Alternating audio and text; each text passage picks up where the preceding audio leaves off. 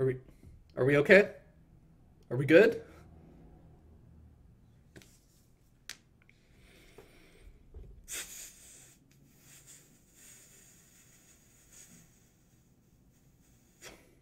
We good?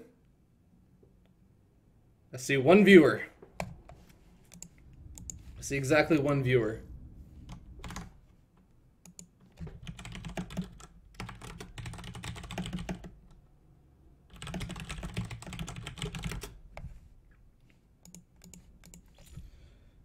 Alright, sorry guys, I actually had a little bit of a crash over there. A little bit unfortunate as XSplit seems to have a couple of issues randomly. You see exactly one caster, well that's good because if there was someone else that was casting with me, I'd be a bit afraid because that would mean there's somebody behind me and I don't see anybody there.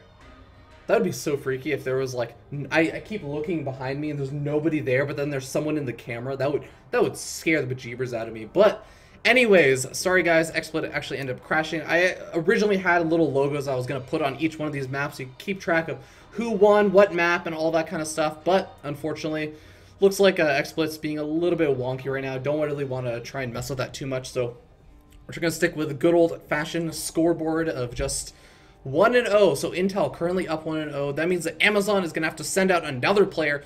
That means that they have the options of Chashway, Pure Game, Methics, and Cicero. And whoever goes up is going to be up against Jinx, and Jinx is one of Team Intel's two Terrans.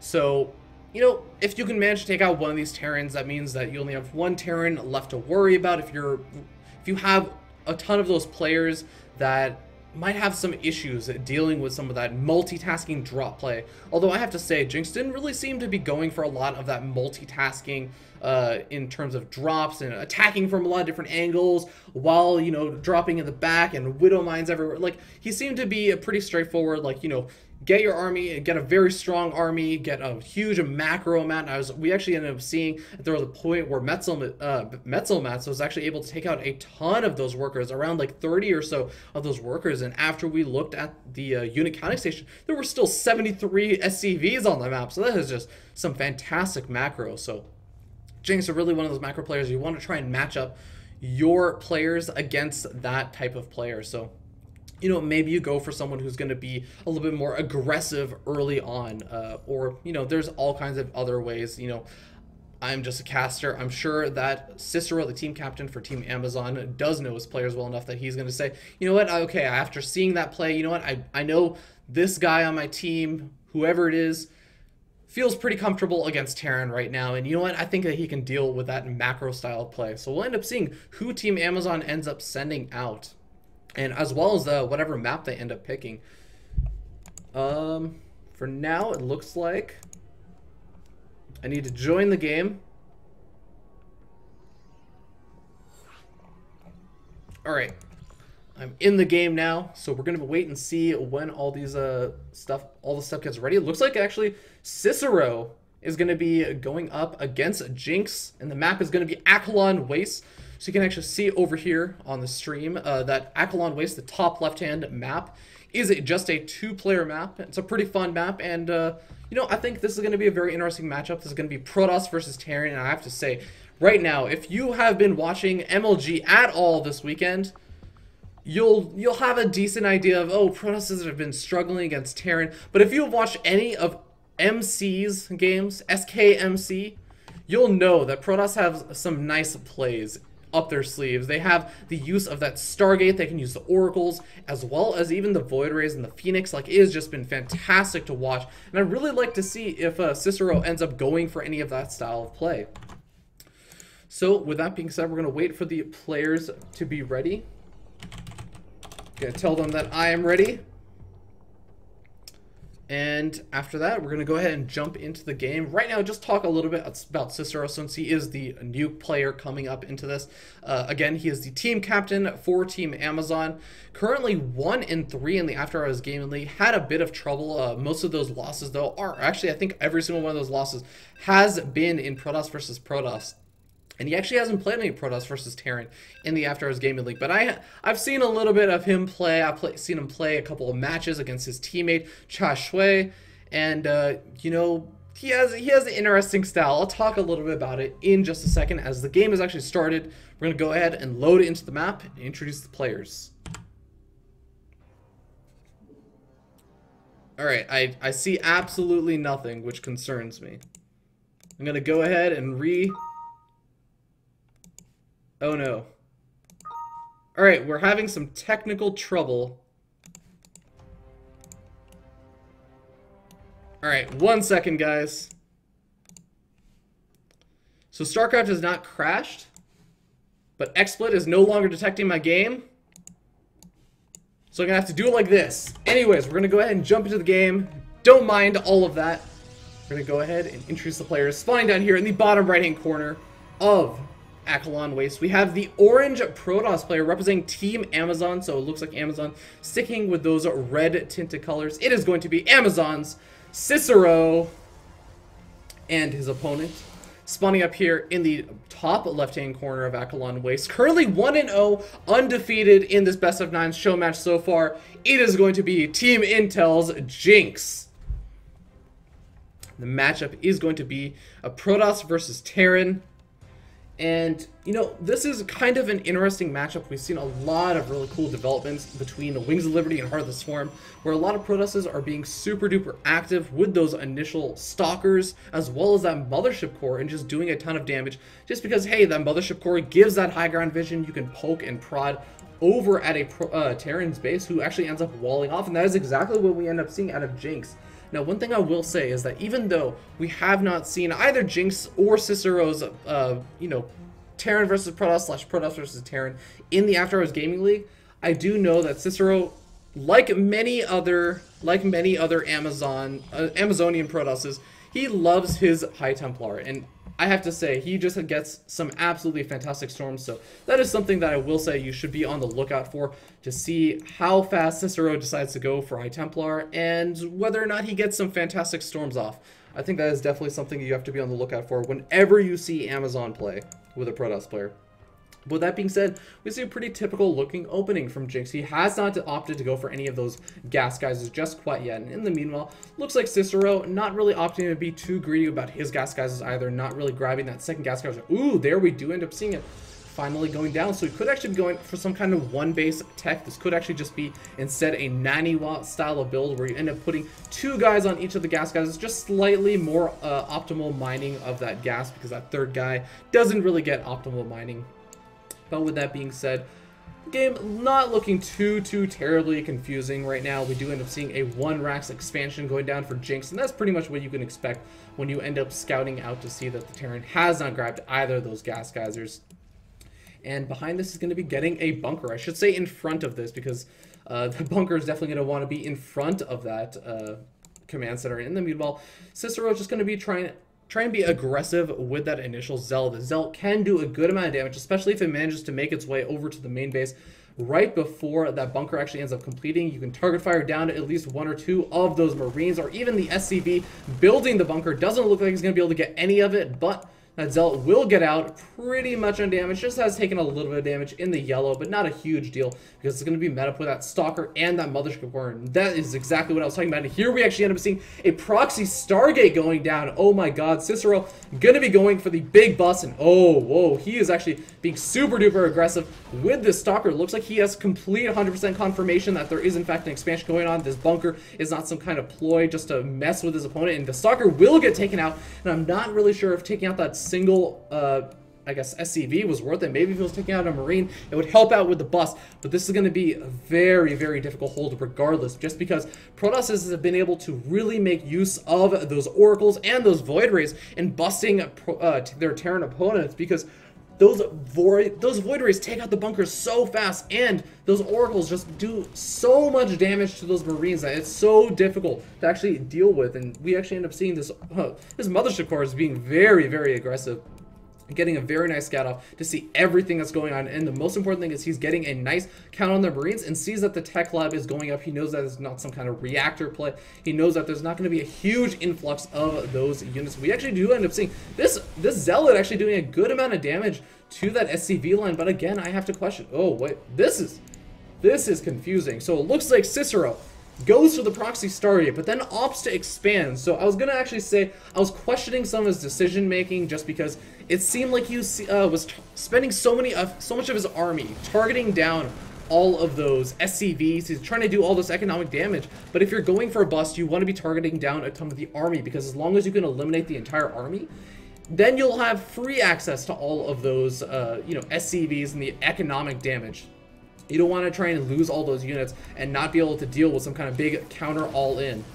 And meanwhile, Cicero doing a good job with these oracles, has done a good amount of damage, taking out a couple of workers here and there with both of these oracles, but eventually he does have to be aware that this will most likely get scouted, as this is actually a pretty decent location for a Terran to actually take their third expansion. In the meanwhile, though, Cicero going to be going and teching up behind it all. He's going to be going for that Twilight Council. Might be seeing some Dark Templar actually out of all of this. And ooh, good job keeping that Oracle alive. Able to do some good damage. We can actually see that, wow, he has actually done an obscene amount of damage. Just look at this. We actually have 12 SCVs left out on the map.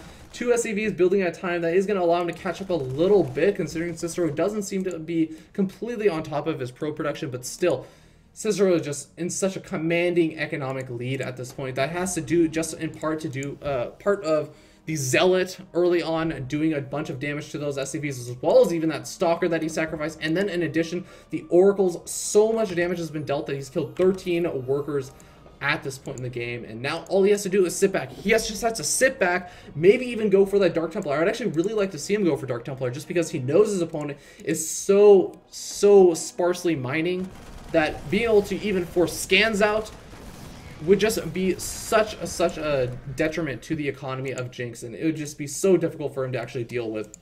In the meanwhile, though, we do actually see an engineering bay going down for Jinx, so that could be for upgrades, but that also could be just to get up a missile turret or two at the front. And that could be important, just because at this point, you know, when you're already behind, you don't want to actually end up having some Dark Templar just come into your base and just immediately end the game, and just so you have no chance. And, you know, it doesn't look like we're going to be seeing any Dark Templar actually kind of out on the map. We're going to be seeing actually a Forge and a Twilight Council, and at the same time, we end up seeing a huge push out of Marines from Jinx. So it looks like he's going to be looking to try and do some damage with this. He needs to actually have a ton of damage happen with all of this, as we do end up seeing really not a lot of use from that Stargate. Does actually get out one more Void Ray. That's going to be a little bit helpful, but not too helpful against those Marines. Really, we're going to have to see if Cicero can actually hold this. He needs to get another Warp in, and using that Photon Overcharge on the Nexus is going to be very, very important. He needs to pop a Guardian Shield or throw some Force Fields down. Some Force Fields go up a little bit late. Not really the best Force Fields, and the Mothership Core is going to get taken down. The Voider gets taken down. All of the Sentries get taken down. The Stalker is going to be the last remaining hope, as well as that Photon Overcharge. But that, oh, the Oracle is going to be able to do some good damage, and that Photon Overcharge really working on those Marines. And finally, after all of that, an additional warp in of 3 Stalkers able to finally clean up everything. And Jinx has just pushed across the map with, and even though Jinx looked like he was going to be in such a fantastic position and do a ton of damage over there, it ended up not really working out, and that's a little bit unfortunate, I have to say. As, I mean, Jinx is now in a bit of an economic bind right now. He's still stuck at 20 SCVs. He basically just had to box all of his Marines and try and do as much damage as he could, and he really just wasn't able to do any kind of economic damage. Yeah, he took out some of those very important and gas-heavy units, like he took out one of the Void Rays, he took out all the Sentries, he took out a couple of those Stalkers, but how does he deal with Cicero just booming off this economy? How does he even deal with continued aggression from these Stalkers? There are no Marauders out on the map. These Marines don't even have combat shield done. I mean, it's going to be so difficult for him to actually deal with something like this. Stim is done, so he can actually start to chase down some of these Stalkers, but even then, he doesn't even get the Stalker. That's so painful to watch. And at this point, Jinx has to make something new happen. He could be going for something like maybe Banshee play. That actually might be able to make something, or allow him to come back. Or even just going for some kind of a reactor medevac and try and get some really awesome drops in that can just turn the tide of the battle. Do it right when his opponent moves out and immediately snipe that Mothership Core so that there really can't be any Photon Overcharge to help defend. He has to do some kind of damage, and in the meanwhile, behind it, he has to also somehow come back economically, and he will actually be able to get up this 3rd command center, and with the knocking down of these rocks, he's likely going to be scouting out finally this little proxy Stargate over here, and he's going to say, oh damn it, that's where all those stupid Stargate units were coming from. And I mean, that's going to be a little bit of a nice win, but really, Cicero doesn't need that Stargate really anymore, because he's sort of transitioned at this point. He's gone into that High Templar style of play. He's going to continue to go ahead and grab his third expansion. He's going to continue to get some of those upgrades. Currently sitting at +1 weapons, researching +1 armor as well. But in the meanwhile, his opponent is also getting that +1 weapons. And oh, actually an Oracle doing some good damage. 2 Oracles actually, just continuing to get a couple more kills. And actually, surprisingly, that Stargate is still actually over there, as it looks like these Oracles have been keeping all those Marines and Marauders a little bit busy. The Marauders could actually get to work on that, but it does require a little bit of extra control.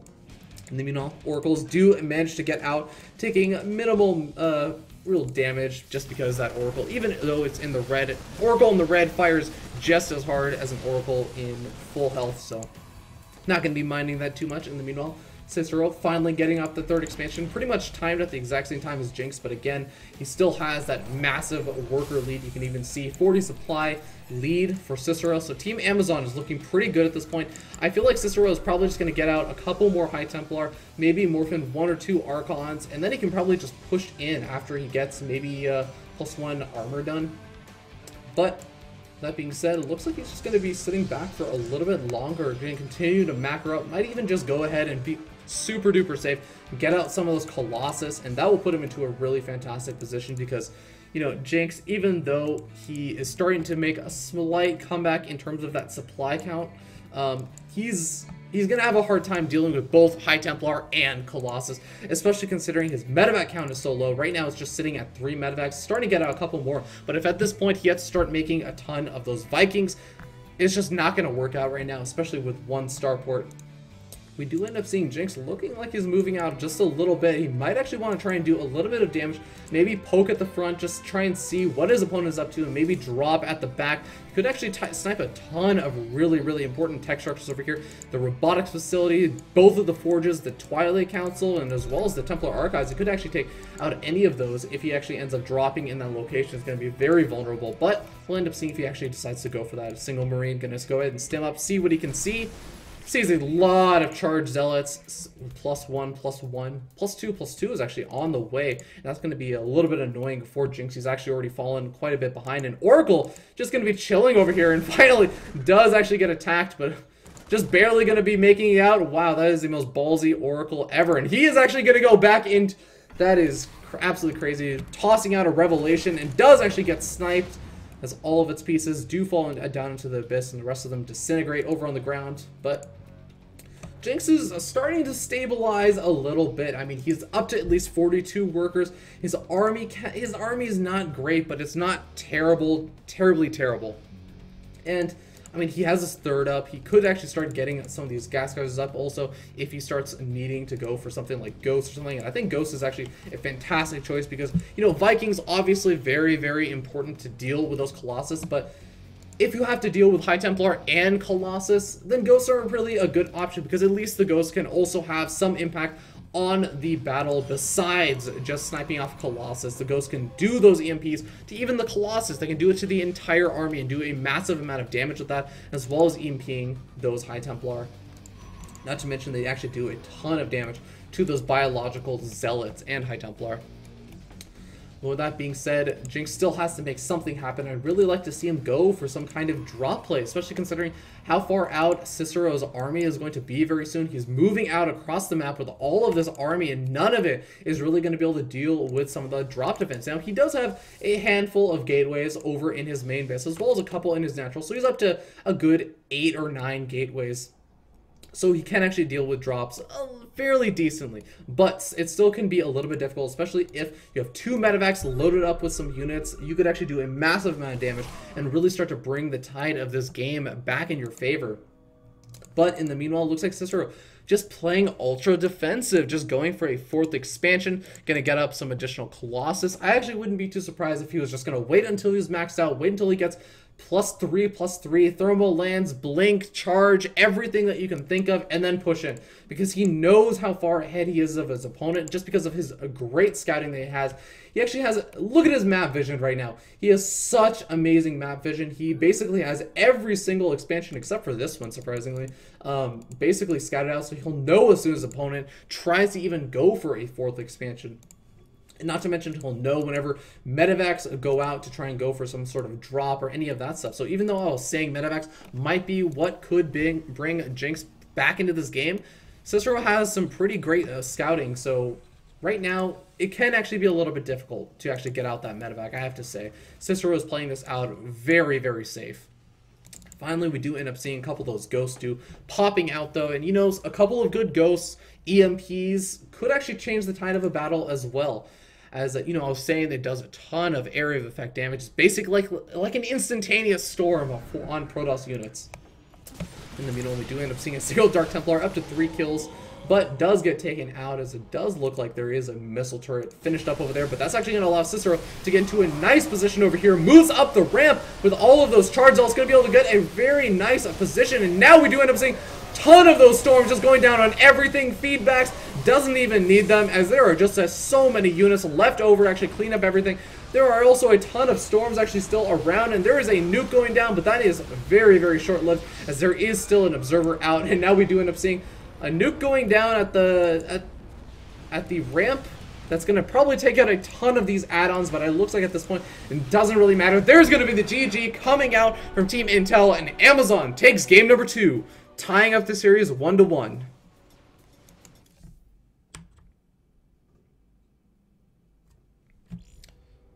Alright, so awesome job by Cicero, able to tie the series. That brings it 1-1, and you know, a bit of an interesting play, going for the proxy Stargate and then just expanding behind it, and getting that huge economic lead with those oracles, just really awesome. And we have seen a lot of those Heart of the Swarm units really focus on that harassment style of play, rather than just trying to always get that direct frontal engagement, and that's really worked out well for Cicero. We'll have to see how it ends up playing it out in the next game.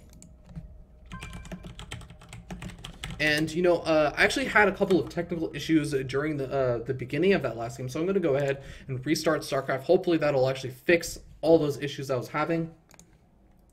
But, yeah, with that being said, we're going to wait and see who Intel is going to send out next. Oops. Sorry about that. As, I mean, they still have quite a few fantastic players. They've really only lost one player. So this show match of still best of 9 still has a lot of time left over before we actually decide to call anything really in one team's favor or not. All right, so I'm loaded back in. I'm gonna go ahead and really quickly just pop back over here, properly add.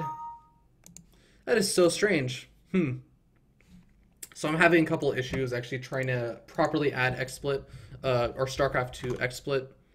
So we're just going to go ahead and go back with this style. This is actually just a screen region. So that means that whenever I alt-tab out, you can see what I'm alt-tabbing to, which is a little bit silly, but it's fine. But yeah, I'm really curious to see who Intel is going to send out. Now, we did actually see that Cicero really enjoying his High Templar. He didn't actually get to see all the storms that he likes to throw down, just because he waited to go for those Colossus and really just had a very dominant engagement, being up about 50-60 supply. But still, Cicero seems to like to go for that very safe style of play toward the end. When he gets that late game, he wants to sit back and make sure that he has secured the win as soon as he has that advantage. And I think that's a very smart style of play, but I still feel like he could actually get picked off, or picked apart a little bit by some multi-prong harassment. So maybe Intel will be thinking, hey, send out our other Terran. That would actually be Jehovah. So maybe Jehovah is really good with his drop play, or even just the other Protoss player, Preeminence, as he could actually also do some really fantastic Oracle play. PvP also a very, very difficult matchup to actually understand right now. Stargate play has been dominating a lot, but then we also see players going for some early gateway aggression, just completely stomping over a lot of those early greedy Stargate Protoss versus Protoss players. So a lot of different possibilities there. And Zerg also have some good ways that they can also do some of that harassment. Even getting the swarm hosts out can really just be dominating for having a solid force. Not even some kind of harassment force, but just a really solid engagement force, and just constantly putting on that, you know, that Scourge. Not Scourge. Is it Scourge? What are the swarm host units called? I'm completely blanking on this, but what Locust, the Locust constantly just doing that picking away damage, and they can be absolutely fantastic. Thank you, Dane. Yes, Locust. But yeah, I think really just having someone who can deal with the multi-pronged aggression that we ended up seeing Cicero do, going with those oracles and just trying to do that harassment. You want someone who could handle that harassment as well as maybe even dish it out a little bit. Even if their macro is not 120%, I think that maybe that would be a better style of play to go for. But regardless, we do actually I don't know if is he actually playing? We're gonna wait and see this who's actually going to be sent out for Team Intel. So the map is going to be Star Station, though. So Star Station, a 4-player map, and again, these are all the Blizzard versions. I believe that you can spawn in... I'm pretty sure that it's like Shakura's Plateau, where you can only spawn on the opposite ends, but you can spawn up close, both bottom or bottom and top. I'm actually not 100% sure about the spawns on a lot of these Swarm maps yet. But regardless, it looks like we're going to be seeing a Zerg versus Protoss, as, you know, Intel does have quite a few Zergs, 4 Zergs on their roster. And it's going to be CJ Lin, and CJ Lin actually the team captain for Team Intel. So we're going to wait and see how good his Zerg versus Protoss is. As he's currently 2-0 in the After Hours Gaming League. And, you know, we actually have the pleasure of knowing that his After Hours Gaming League, both of his 2 games were, in fact, against another Protoss player. So we have a little bit of an idea of how we might want to play a Zerg versus Protoss. So going to be excited to see how he decides to do that.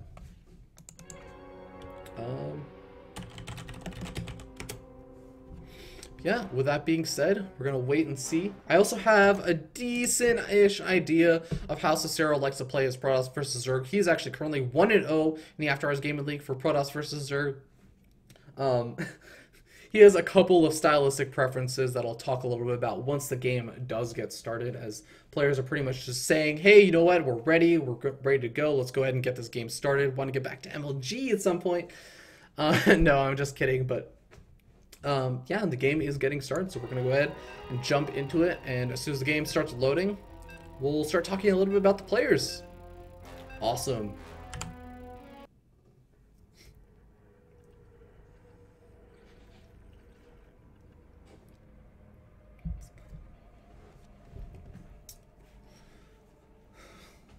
Alright, but yeah, Star Station is really an interesting map just because it can be a little bit big and actually can be a little bit hard for the Protoss player to take a third, but we're going to go ahead and talk about that in just a little bit after we introduce the players.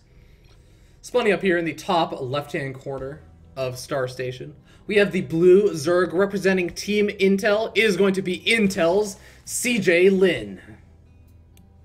And his opponent spawning down here in the bottom right-hand corner of Star Station as the red Protoss player representing Team Amazon once again, it is going to be Cicero. The score is currently 1-1 with both of these players completely tied up. It's going to be very, very important to win this game, as, you know, it's team captain versus team captain right now. I mean, what more could you ask for? But with that being said, let's just talk a little bit about how these players have played this matchup in the past. Now, we have actually seen in the After Hours Gaming League, CJ Lin decide to go for a couple of different openings. We've seen him open up with an early gas and go for a ton of Zergling Roach pressure, but that was mostly in response to a Protoss going for a gateway opening, where they basically say, oh, okay, the Overlords gets over here, it scouts off over here and says, hey, where is the Forge Fast Expand? Where is the big wall over here? They see that, in fact, the gateway is inside the main base. So they say, you know what, we're going to go ahead and get my gas. I'm going to go for speed Zerglings and get out some roaches and just pressure and pressure and pressure.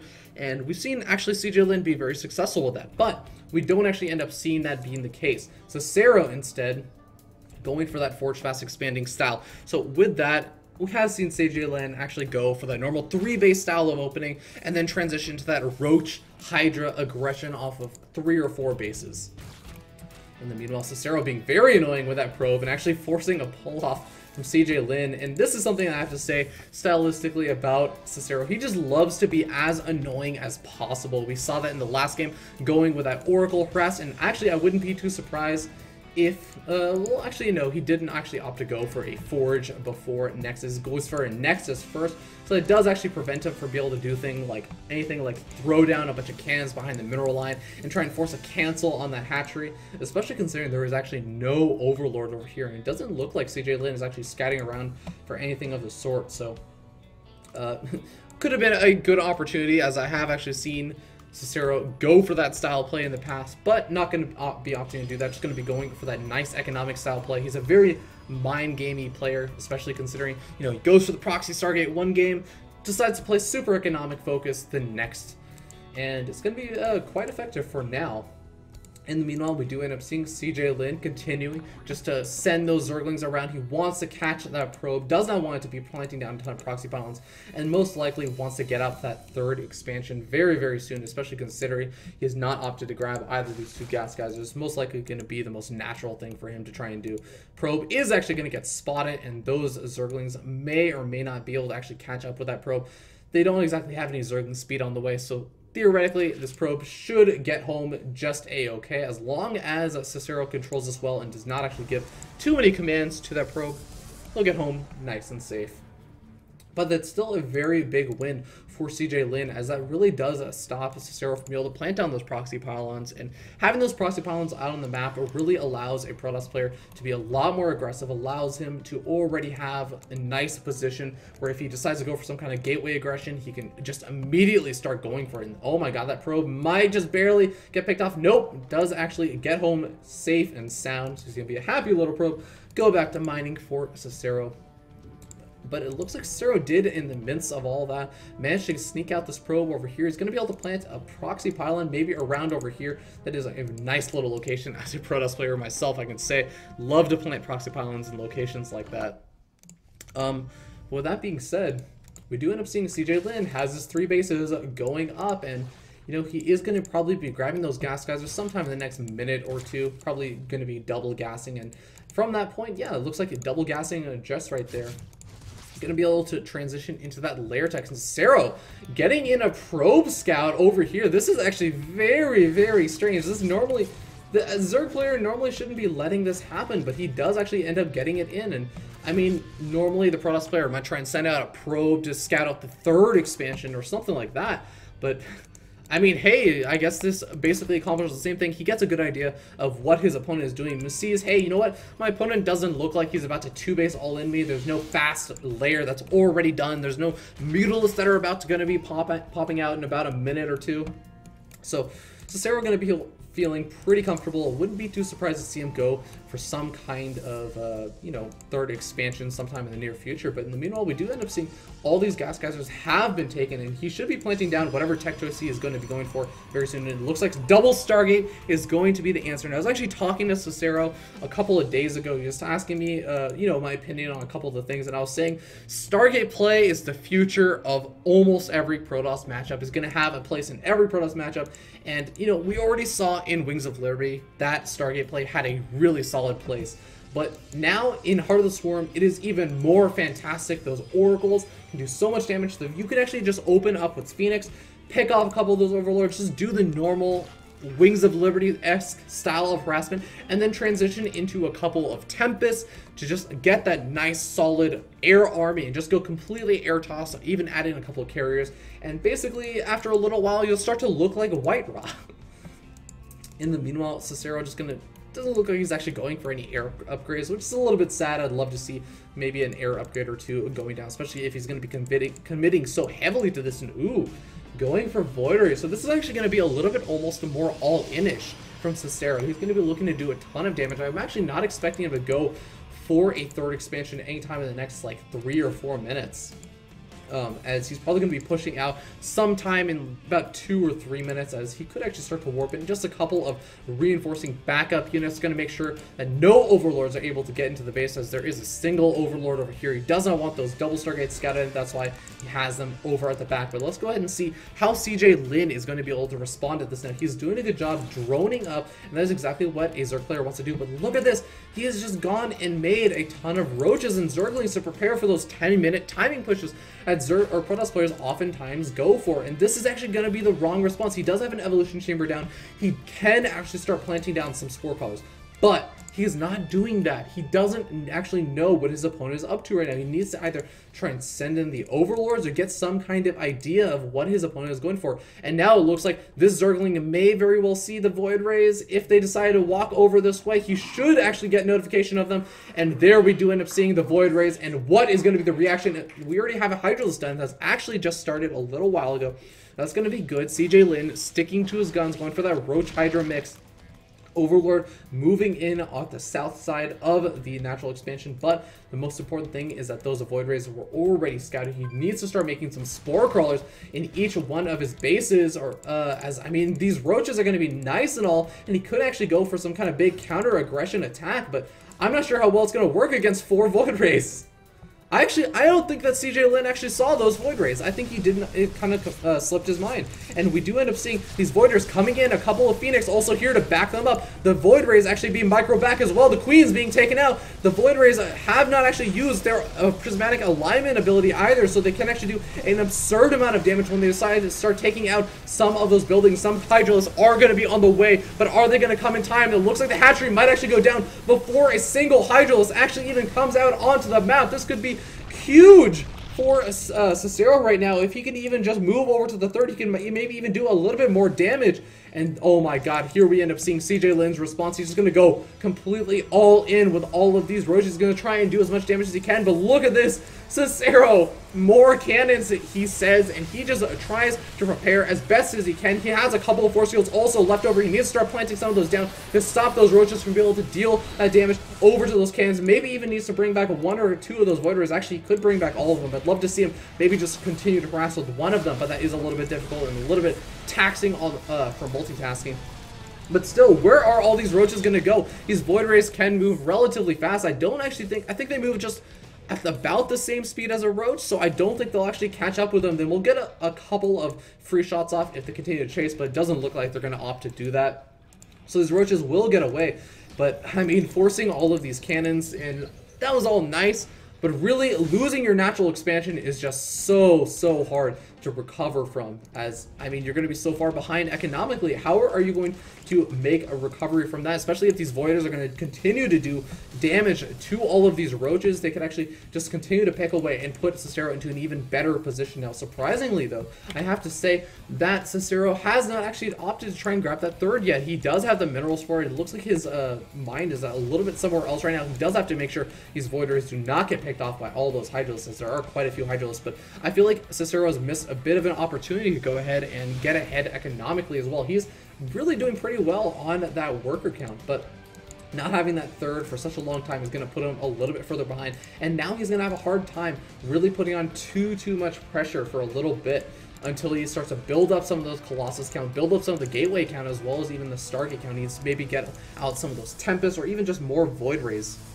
In the meanwhile, that's going to allow CJ Lin to actually go ahead and do things like go for these double hatchery plays, even get out things like the, his Spire Tech and Infestation Pit, bringing out the Vipers, as Jehovah says from Team Intel.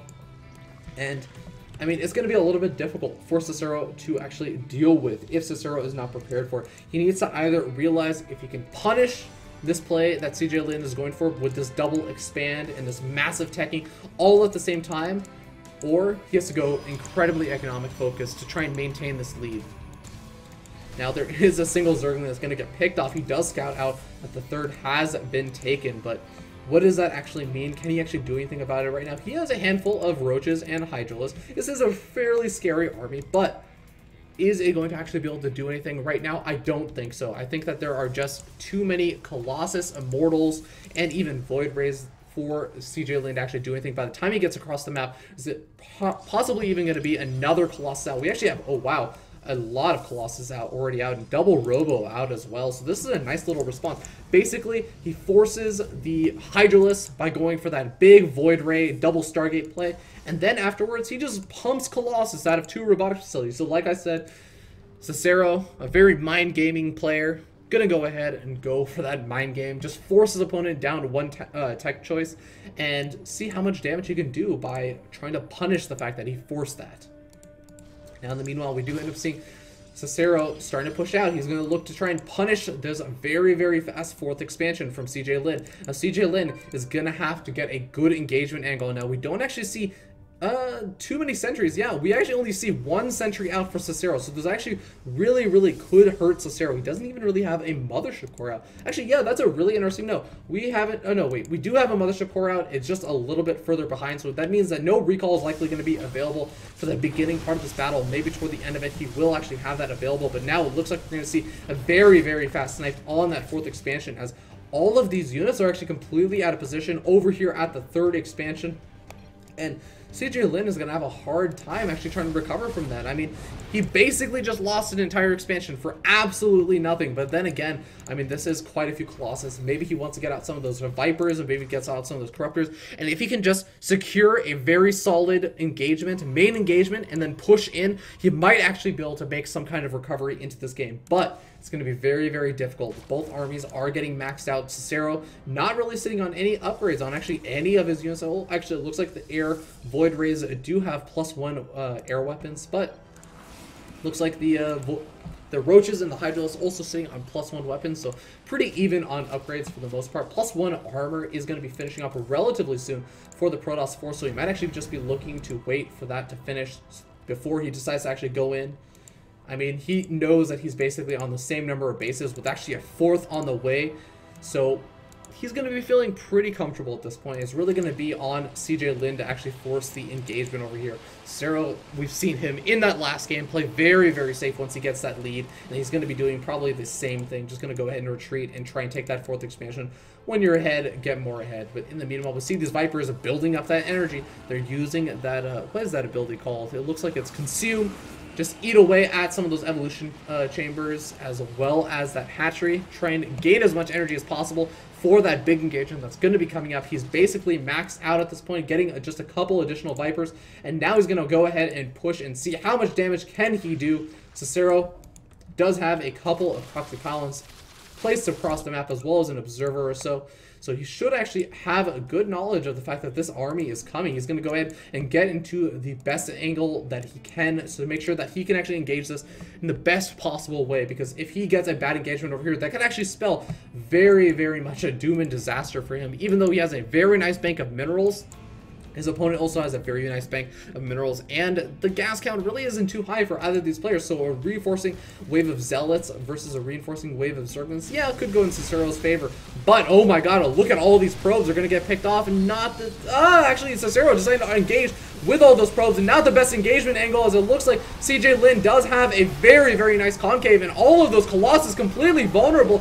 But I'm not sure if it matters, as it looks like the Colossus is just doing way too much splash damage. There were just too many of them. And with +1/+1 finish, he just completely storms that engagement. That looked a lot easier and less...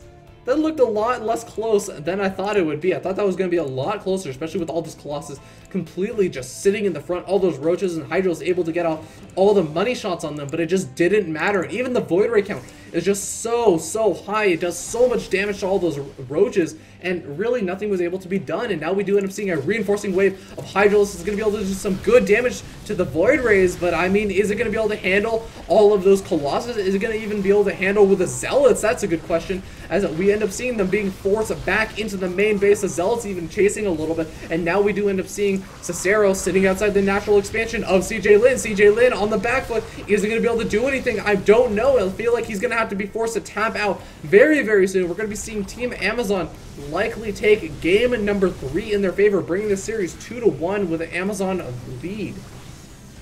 Additional Roach is going to be popping out. This is going to be the last stand for CJ Lin. He's going to be going after those Colossus, trying to target fire them down, but I'm not sure if it's going to be enough. Even if he takes out all the Colossus, how does he deal with the Voiders? You can see these Voiders just racking up the kills. 10 kills, 11 kills, 6 kills, 8 kills, 11 kills. GG comes out, and Cicero takes game number 3 for Team Amazon, bringing it 2-1.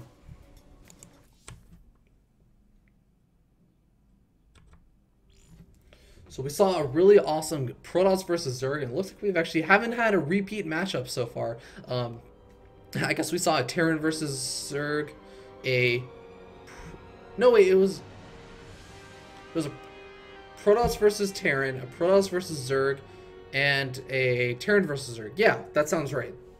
But a really awesome play from both of those players. CJ and Lin looked like he had a decent chance in different parts of those games, but after losing that third to that double Stargate play, just really not being aware of the fact that those two Stargates were out really hurt him. And Cicero, with that prismatic charge on those Void Rays, was able to snipe that hatchery and get out before the Hydrals were even able to come out to defend. Zero Spore Callers or anything were actually down, so that really wasn't there to even buy time, and that was really unfortunate. But Cicero able to get that lead and just push that lead by constantly staying ahead, making sure he didn't lose to the all-in by planting a ton of cannons down, taking that third expansion, getting those upgrades, getting the Colossus out after forcing all those Hydralisks, and eventually finally be able to just, let's be honest, that was a bit of an A move, and then he hits E for the prismatic overcharge. But hey, I mean, he got ahead with that build order earlier on and really just reading his opponent and doing that, really executing it out very well. So very well done by Cicero. With that being said, Cicero is going to be leading for Amazon 2-0 for himself, has every single win that Amazon has gotten so far, so we're going to see if he can bring it to 3-0, or if his next opponent will actually be able to stop his winning streak and bring this back to a 2-2 tie. We'll go ahead and update the scoreboard also.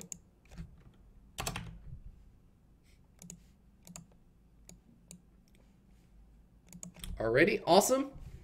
And with that being said, it looks like there's also Zerg versus Protoss going on MLG. Life versus... Oh, actually, I won't give spoilers in case anyone's saving it for later.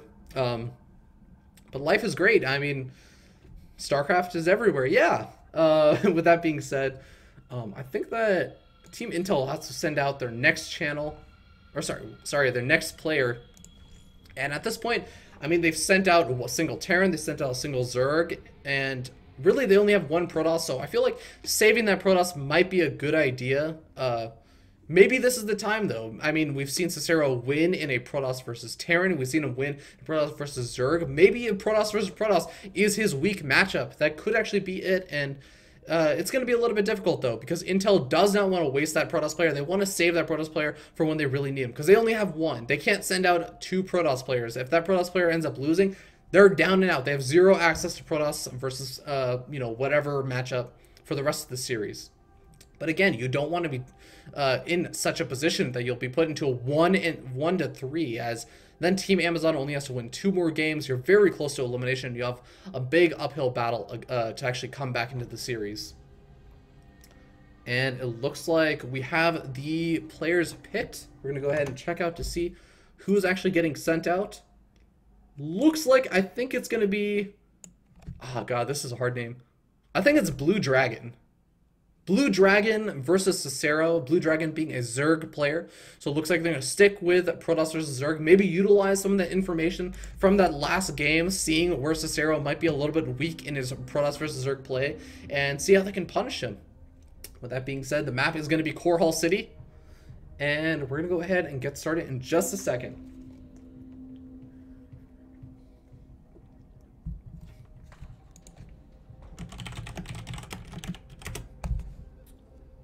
Awesome, and I'm actually gonna go. Can I actually pull up a image of the map? No, oh, actually, yes, I can. So here we actually have Core Hall City. Core Hall City is a 4-player map. It has a nice little textile. I think it's actually the same texture or tile set as Metalopolis. I think it's Metalopolis's. But you know, it's a very civilized place. You can see all the cities and everything. Everyone living right next to a war ground, so that's always a nice. I mean, it makes the houses cheaper. But regardless, 4-player map, and what's really interesting about this map is the fact that those natural expansions are actually inside of your main base, so that makes it very easy to take. But at the same time, it can also mean that your opponent can take their natural expansion very easily, and it also makes it easier to defend even against air units, just because you don't have that big choke that you would normally have. So let's say that this was your natural expansion. Instead of having to run down the choke to defend, stim all your Marines to deal with that Oracle harass, you don't have to run through this choke and have all your units limited. Instead, you have this nice big area that you can dash back and forth. So I feel like maybe Stargate play will be a little bit harder to utilize on this. And the other thing is, of course, Hydralisk also going to be a little bit better just for handling that sort of situation. The other thing that's worth noting is that the third base is very, very exposed if you opt to go for this one over here, or, you know, any of the ones with the destructible rocks.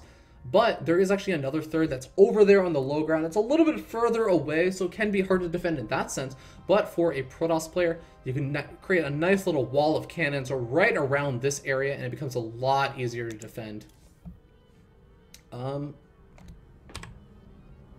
With that being said, I think the players are pretty much just getting ready, making sure they go to the bathroom and do all of that good stuff. Looks like I'm getting invited to a party for some reason. Regardless, game is going to go ahead and get started. It's going to be Amazon Cicero versus Team Intel's Blue Dragon.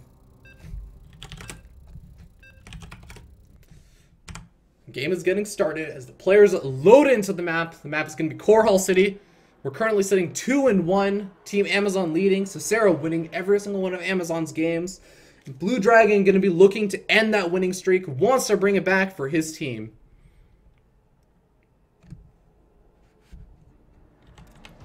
Alright, players have loaded into cross-spawn positions. Let's go ahead and introduce the players.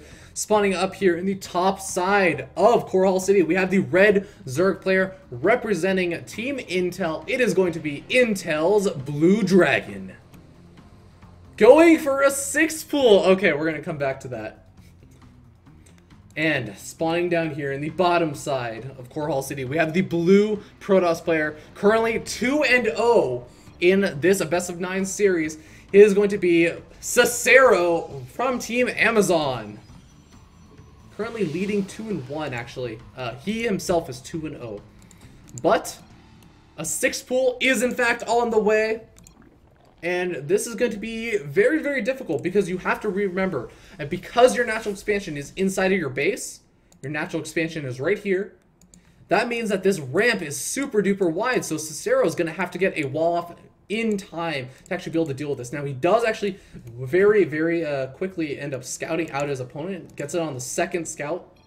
That's pretty much the best thing that he could have asked for, and he will actually end up seeing the spawning pool before the Zerglings actually pop out. So he will see, oh, you know, my opponent doesn't really have too many drones. Something's fishy over here. There are only 6 drones, and there's a spawning pool already done, so we can immediately start saving up, get that forge and whatnot. But we're gonna have to wait and see, what does Cicero go for? Does he go for a Nexus first style of play, or does he go for something else? It looks like he's gonna be going for the forge. This could actually be a very, very big advantage for Cicero. He should actually be prepared. He even sees that the spawning pool is already done. He's going to continue to do a little bit of harassment, just deny a little bit of that money. He wants to keep that probe alive, though. He wants to continue. No, the probe does get picked off. The Zerglings are on the way, and Cicero is going to be going for that full wall off. The full wall is now put up, and that's going to be gaining as much health as possible, but 6 Zerglings can take down that wall in very, very quickly. He needs to get up that cannon. That forge has to finish as soon as humanly possible. This is going to be very, very close. Now, the other thing is, those pylons are going to be the very, very vulnerable points of this wall. He needs to be ready to pull a couple of these probes to actually start walling in and hold position on these, basically on these little chokes over here to stop those Zerglings from actually going in. Oh my god, actually, Cicero able to get a little wall off over there with that gateway. Is really, really well placed, and actually, those Zerglings who normally should have actually been able to break in at this point, actually able to get in right, but oh no! Oh no, the Ortosis pylon! The Ortosis pylon, the Zerglings able to get straight into the main base, and Cicero, unfortunately, unable to even build another pylon to continue the wall off, does actually need to get that pylon rebuilt over there. It needs to start mining again. He managed to take out most of those Zerglings, but another round of Zerglings is sitting over here. Blue Dragon, you're not sending them in. Blue Dragon, you could do so much damage right now, but no. The pylon does go up, and Cicero is able to hold off, taking some losses. We actually end up seeing 13 probes to 12, now 11 drones, as that one of those drones actually goes to make that hatchery. So a very interesting opening from Blue Dragon, and honestly, all in all, I feel like Blue Dragon did a decent amount of damage, but letting all of those Zerglings get picked off, those 6 Zerglings in the mineral line, was a little bit of a mistake. He should have actually tried to keep those alive a little bit longer. And I mean, it's nice that he has the single Zergling, able to get a little bit more scouting information. And he does have to be a little bit careful, because that will die with one probe zap. And it looks like he's dashing through the mineral line and everything. And Cicero just barely unable to actually get that Zergling. But I feel like this game is relatively evened out at this point. I mean, Cicero now, especially with the Zealot, as long as he can take out that annoying little Zergling, can actually go ahead and just take that natural expansion, go ahead and go for that, you know, 2-base style of play. But I actually feel like, you know, with these 2 gateways, it wouldn't be unheard of for Cicero to go for some kind of big 4-gate style aggression. I mean, it could work out very, very well. Here he has 2 gateways done. He has a forge, I guess, so maybe he could even go for +1 or something crazy like that. And I honestly feel like it would be very much in Cicero's court to do that. That seems like a very mind-gamey thing to do. You know, make it look on a map where you can easily take your natural expansion. Just 4-gate instead, you know, behind your wall off, especially when you completely walled off. But that is another thing worth noting. It doesn't look like he's going to be going for that kind of big 1-base aggression, as I mean, he would also have to kill off probably one of those pylons if you even want to get this Zealot out. And he's going to have to do that eventually, but that does kind of set you behind just a little bit. Now, this probe is sitting over by that natural expansion. Makes it look like he wants to take his natural expansion, but doesn't seem to be doing it. In the meanwhile, we do end up seeing Blue Dragon going into that nice very old school 2-base style of Zerg, where you basically go ahead and grab that gas geyser, get up that Zergling speed, and that's going to give you a little bit more map control. We take a look at the worker count, and really it's relatively even, but we do see a very fast layer actually going up for Blue Dragon. So this is going to be interesting. I'm really curious to see what he's going to opt to do. This could be a 2-base Mutals play, or this could even be a 2-base Swarm Host play.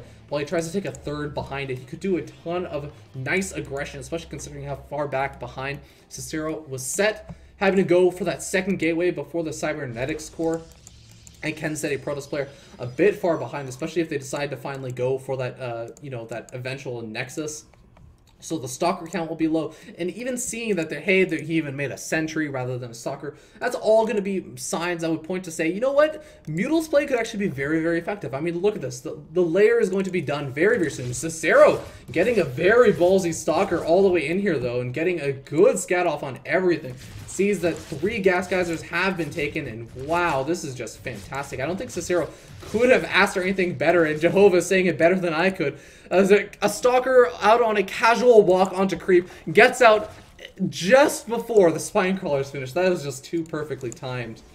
And I mean, Cicero should know what's up. He should know that he's going to have to prepare for something like a Mutals play, like a Swarm Host play off of 2-base, because he knows his opponent has not really taken that 3rd base.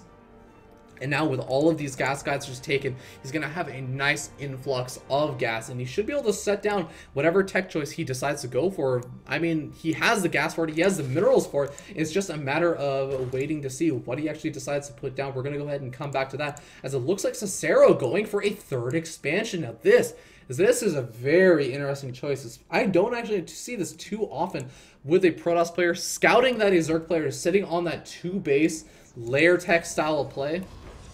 Go for that very fast 3rd base, just because it can be so difficult to actually defend it. You just don't have the units when you invest those 400 minerals in this 3rd expansion. But this is not a normal game. We did end up seeing all of that very, very early aggression, and Cicero likely thinks that he's very far ahead in terms of economy. And I mean, he's not exactly maybe as far ahead as he might think. He still does have quite a bit of catching up to do in terms of workers. He still has to produce a bit, but he is going to be getting that Stargate, and the Stargate is going to be very effective against the Spire that has actually been plopped down by Blue Dragon. Double actually Stargate, so wow, Cicero going to be sticking with that double Stargate style play. Now this is going to allow him to get out 2 Phoenix at a time, if he opts to go for the Phoenix first. Now, in that last game, we did end up seeing him go instead for the Void Ray play, but I feel like, you know, he has great knowledge of everything that's going on, so Cicero will most likely be going for those Phoenix first, because he probably knows, hey, you know, I saw all of these gas geysers. You know, he saw 1 gas geyser missing, but probably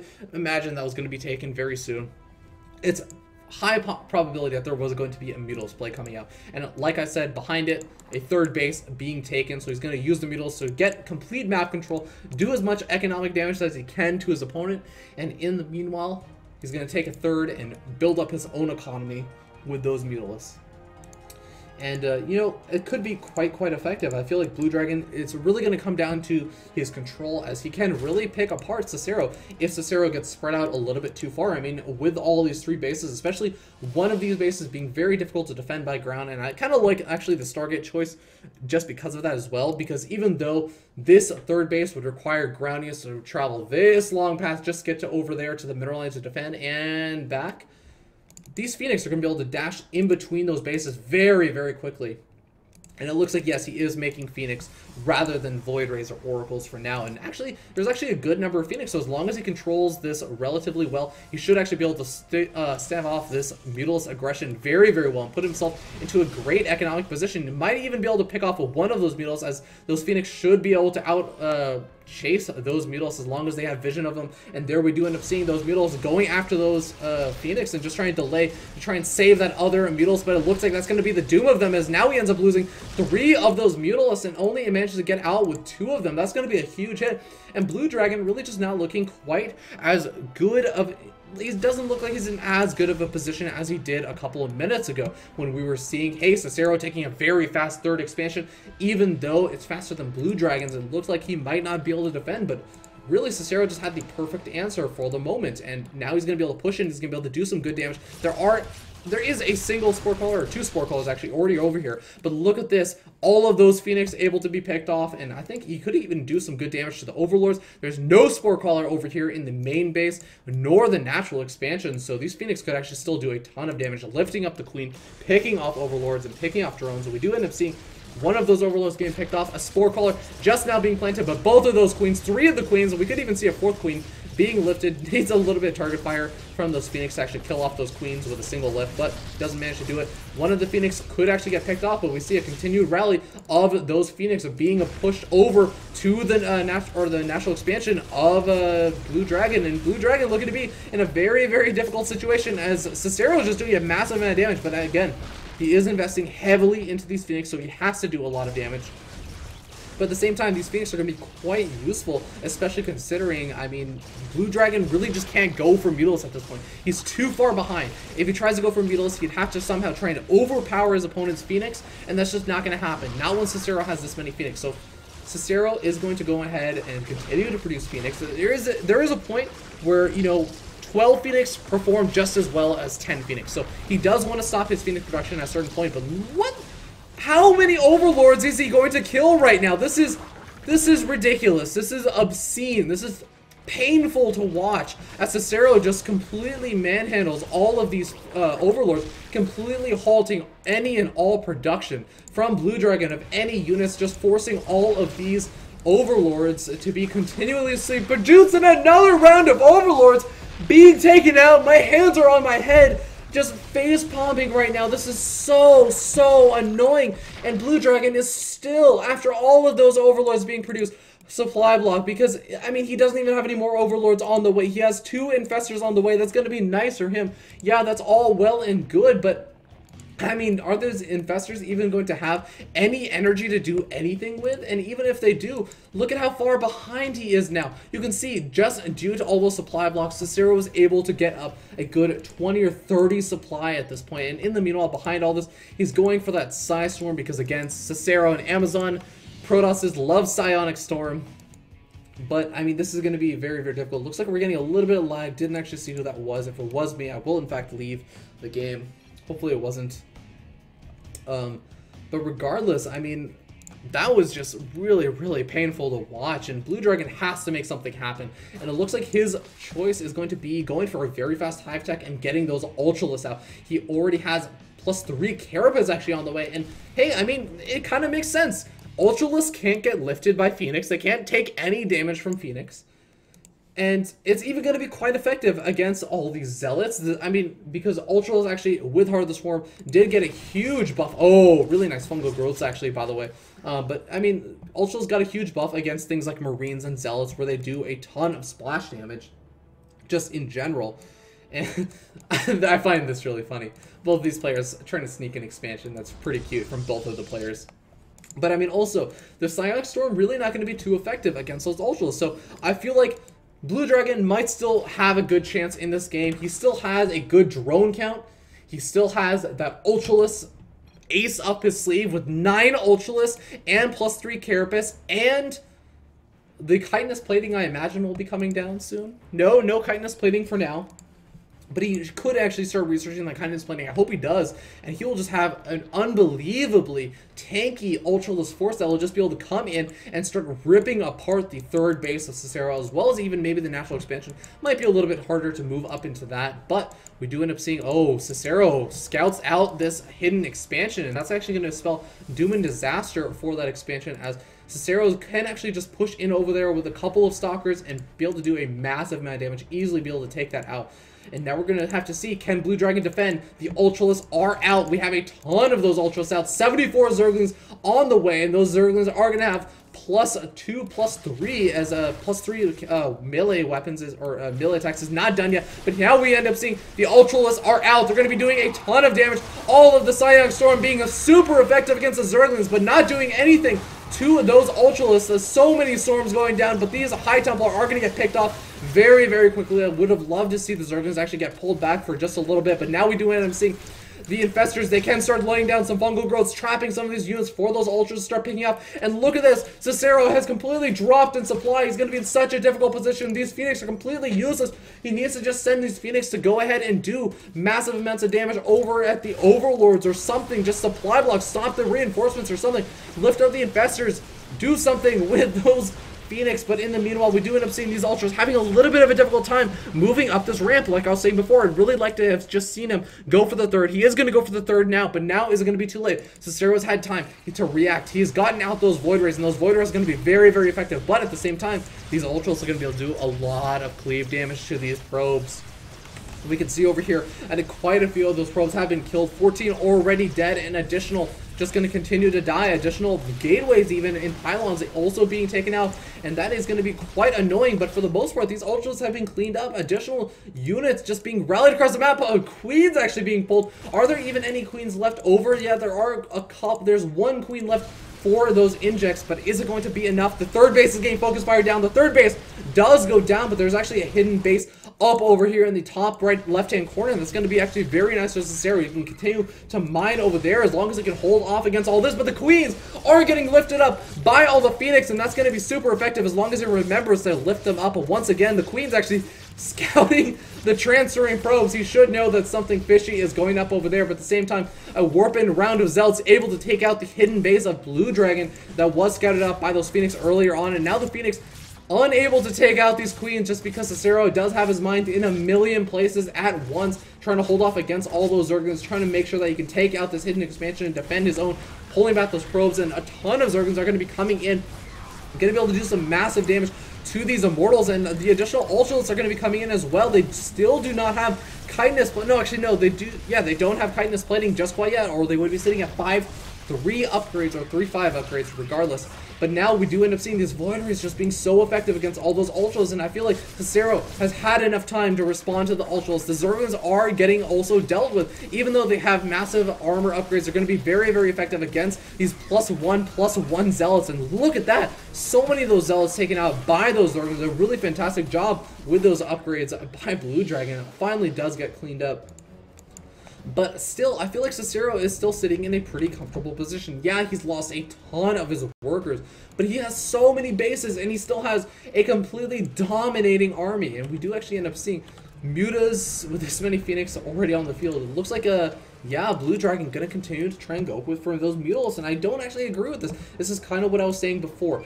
Until he takes out those Phoenix, he's gonna constantly be behind in the count of Mutals versus Phoenix. And I mean, Phoenix should already be winning against Mutalisks when they're in lower numbers, but when they're in higher numbers than the number of Mutalisks out on the map, that is just going to be so unbelievably difficult to win against. So, I don't really know. What do you go for in this situation? Do you just try and pump out a ton of Infestors and Roach Hydra? I feel like that might actually be maybe a better answer. Get out a couple of those Infestors, even though infestors have been nerfed and those fungal growths have turned into projectiles in those big engagements, you can still get fantastic fungal growths down on all of those Phoenix or those Void Rays and even the Zealots and the High Templar. So it still can work out if you just make sure that you get the good engagement. We do end up seeing a ton of these Hydralisks actually doing a ton of damage to the Phoenix, but the Psionic Storm doing a bit more over to all of those Hydralisks, all of them getting taken out. And even though the Spore Callers are doing a lot of damage to those Phoenix, I'm not sure if it's going to matter right now. In the meanwhile, the Mutile is trying to do as much damage as possible, but a ton of cannons, actually 4 cannons, are going to be able to ward those off for now. And now the Phoenix going back over there to defend, and they're actually unconsciously just killing off a ton of those Mutalisks. And now with the Mutalisks count reduced back down to 4, this is exactly what we were talking about. The issue was, even with all of those Mutalisks being taken out by those Hydralisks, being taken out by those Spore Crawlers, it's just not enough to actually allow those Mutalisks to really thrive in this situation. The Destructible Rocks are going to be taken down. It's going to allow them to finally take that expansion, but is it going to be enough? I feel like these Archons coming in are going to be super duper effective against these Hydralisks, and even the lift up on the Hydralisk is going to be taking extra damage against those Phoenix, and the Spore Crawler is also getting taken out. I feel like Cicero might be overcommitting just a little bit over here, but no, he's continuing to push in. These Archons are continuing to rack up damage. And look at this season. Phoenix actually have quite a few kills. And even the Void Ray, who will get taken out, does have 9 kills. Does not manage to make his way to 10 kills, where he would likely get some kind of promotion. Just a side note, Blue Dragon has some fantastic creep spread. But I mean, it really just not been working out very well for Blue Dragon right now. He needs to reestablish his 4th expansion, and there he finally does get it. Almost blocking it with that creep tumor, but being very, very careful, as he is quite a solid player. But I mean, I have to question a couple of things, like not getting that chitinous plating, attempting to return to that Mutile style play in this situation. I feel like those were not the best ideas, but we'll end up seeing how this ends up playing out from this point on. I really don't know what Blue Dragon should go for at this point. I still think maybe just Infestors and Hydralisks and Roaches would be a good idea. And maybe trying to take out these rocks and try and take a 5th expansion, that would also be a good idea.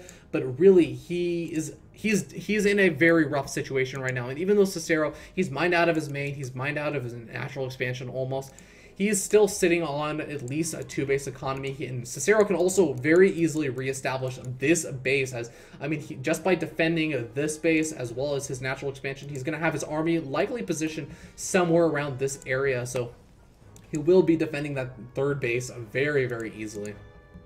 Cicero doing a good job, just kind of has a nice little patrol path on that probe, just starting to scout out to see when his opponent decides to try and take another hidden expansion. He knows that his opponent is hurting for economy, and I mean, mined out in the main, mined out in the natural expansion, and basically mined out in the 3rd. This is really the only mining base of Blue Dragon, and he has to make something happen. And he has to make something happen on a very low economy setting. And I feel like, again, Infestors might just be the answer. He still has gas actually mining. He needs to start putting guys back into those gases. Although I guess only 300 gas really left over, not the biggest deal. But I mean, gas is still something that he does have on at least 2 or 3 bases.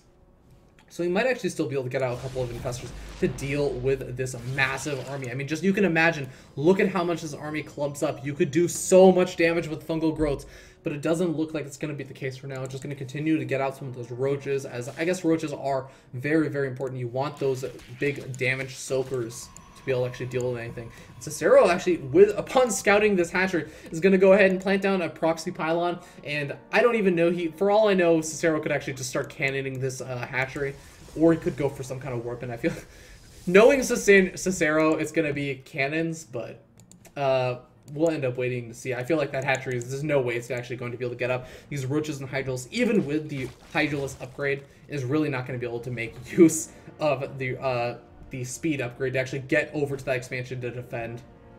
Now, in the meanwhile, what's worth noting is that Blue Dragon still has some coming back that he can do. He is catching up some of those upgrades. He's getting some of those range weapon upgrades, and oh no, it looks like it's a DT Warpin that's going to be able to take out that hatchery.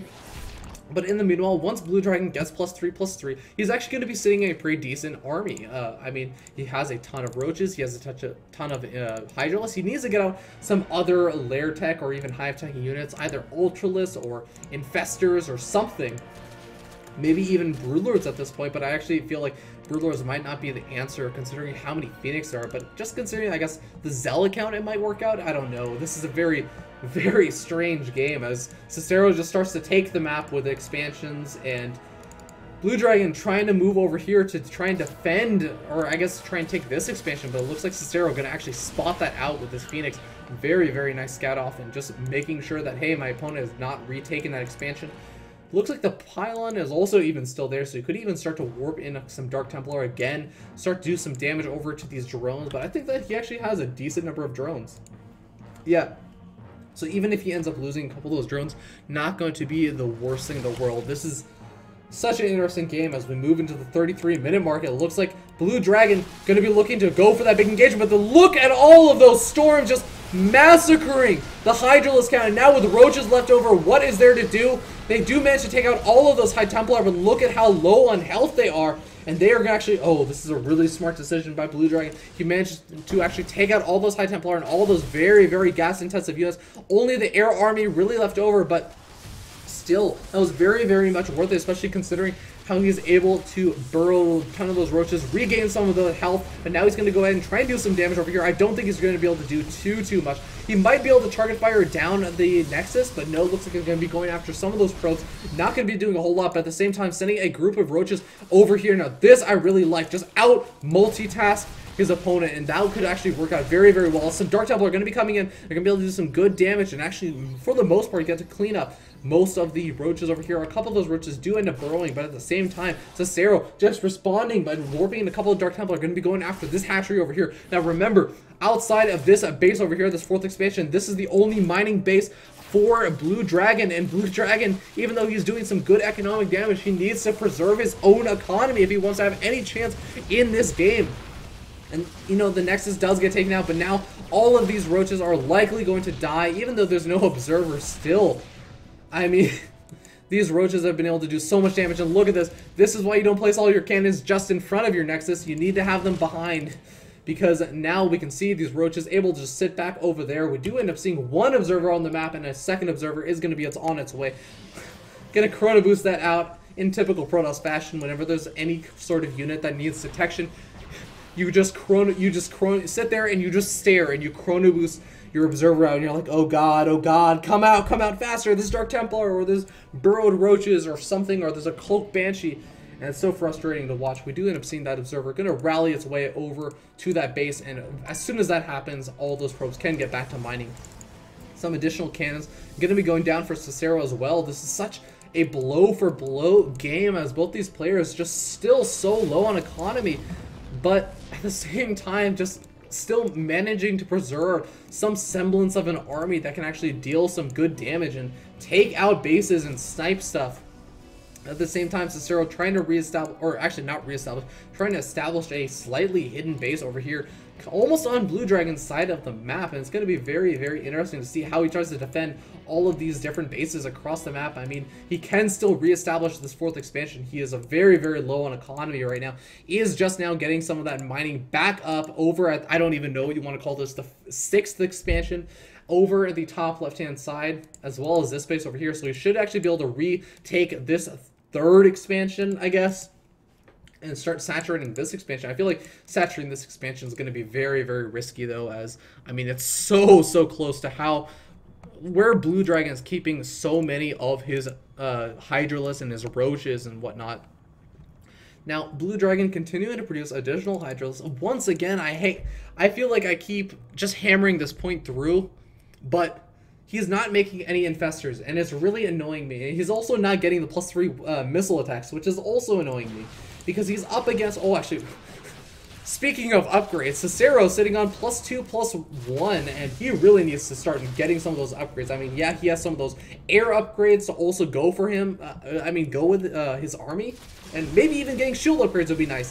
But really, he's behind in upgrades, and look at this. The Hydra is just doing an absurd amount of damage, and even though he has Psionic Storm, the massive Concave was just a little bit too much, and Cicero's going to have to back out. Does Cicero even have the economy right now to replenish that army? He is starting to get a massive number of minerals right now. He doesn't really have the huge gas count that he wants. So he's going to only really be able to warp in a big number of Zealots, but is he going to be able to do some kind of, I don't know, harassment? He could actually send in a couple of Zealots and try and do a little bit of harassment over here, but really he just needs to focus on trying to defend this base or something. I mean, he needs to at least get these probes out. His expansion is most definitely going to fall. There's absolutely zero chance. Oh my god!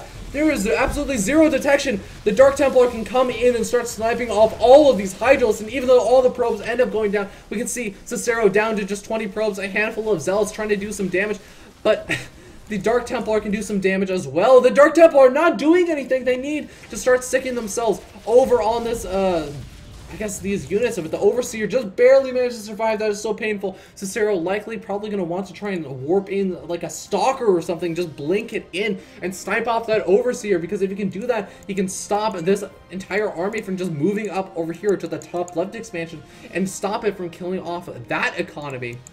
Because, I mean, other than that, this is Cicero's economy. These two bases are Cicero's economy, much like how this is the entirety of Blue Dragon's economy. This is such a blow-for-blow game, guys. I don't even know what to say at this point. These Roaches and Hydralisks are going to be able to come in, and this Overseer is still alive, so that's going to stop these two Dark Templar, who I think Cicero might actually have just forgotten about. That Overseer, they're just not going to be able to do anything, even if they did actually manage to go in there. And I feel like with Cicero dropping to 34 supply, 33 supply, just continuing to plummet, even though Blue Dragon really only has a half a base of economy, he might end up just taking this game with this very, very deadly Roach Hydra Force that just has superb upgrades, managing to get that fantastic, fantastic concave in that big engagement was just winning him this game. And at this point, I mean, he can push into the main base. He can push into the natural expansion. What is there going to be? I mean, Cicero has what? This is his army, basically, as well as these two Dark Templar over here. This is pretty much his entire standing force, and that will not even be able to defend this base, let alone his natural expansion or his main base, where all of his tech structures are. That will completely stop things like cannons from going up, High Templar from being warped in, and that could be very, very annoying for Cicero to try and deal with. Well, we do end up seeing that these... Oh, actually, he doesn't even know about this, actually. That could actually explain why he's not going for that, despite the fact that he's sitting right over here. And I feel like maybe he should start scouting around for hidden expansions. I mean, it's easy for me to say, considering I basically have global vision of everything that's going on. But now we do end up seeing, yes, an Overlord does make its way and scouts out that hidden expansion from Cicero. And now he can move in over here. The storm is going to go down, and that's going to be a pretty effective storm. But it's just not effective enough. It doesn't matter how good the storms are. Cicero's going to have to tap out, and Blue Dragon takes the 43-minute game in favor of Team Intel, tying up the series once again 2-2.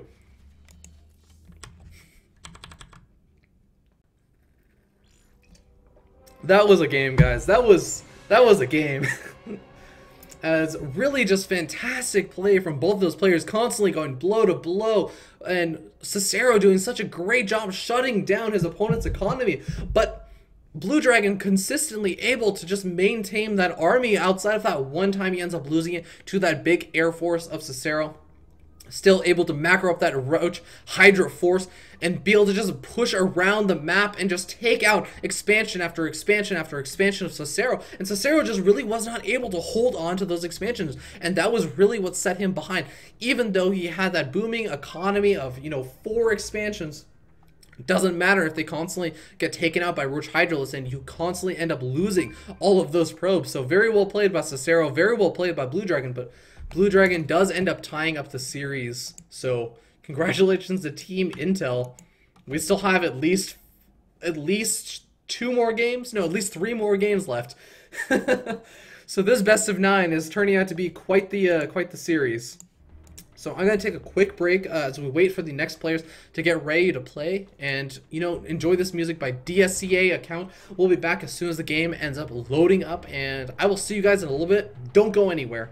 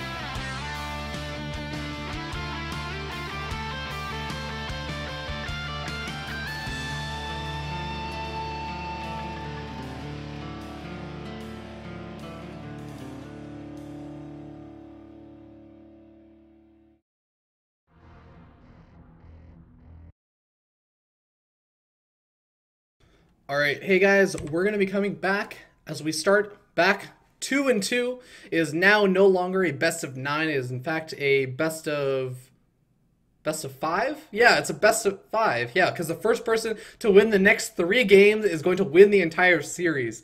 So with that being said, it is currently 2-2.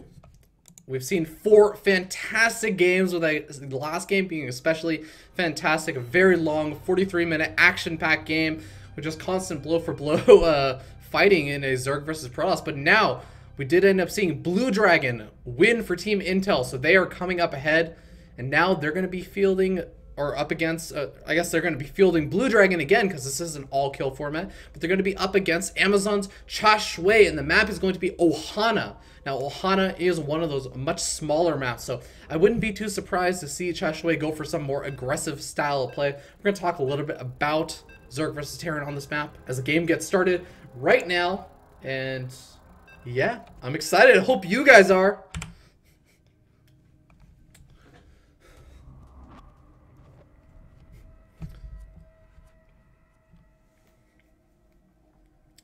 Cha Shui, actually, again, representing Team Amazon as the AMZN represents. Currently, 1-1 in the After Hours Gaming League. But, with that being said, we're going to jump in and introduce the players. Spawning down here in the bottom right-hand corner of Ohana, with the amazing metal music that is coming out from the Heart of the Swarm patch, we have the orange Terran player representing Team Amazon. It is going to be Amazon's Cha Shui. And his opponent spawning up here in the top left-hand corner of Ohana as the blue Zerg. We saw him in that last game with some fantastic play and able to finally take that insane game from Cicero with some great upgrades. It is going to be Intel's Blue Dragon. And I will actually clarify this in case you forgot. He actually 6-pooled in the last game against Cicero. So that game, a really crazy start. But, you know, whoops, sorry. Oh, hey, well, welcome to the club, Muted Noise, in the chat.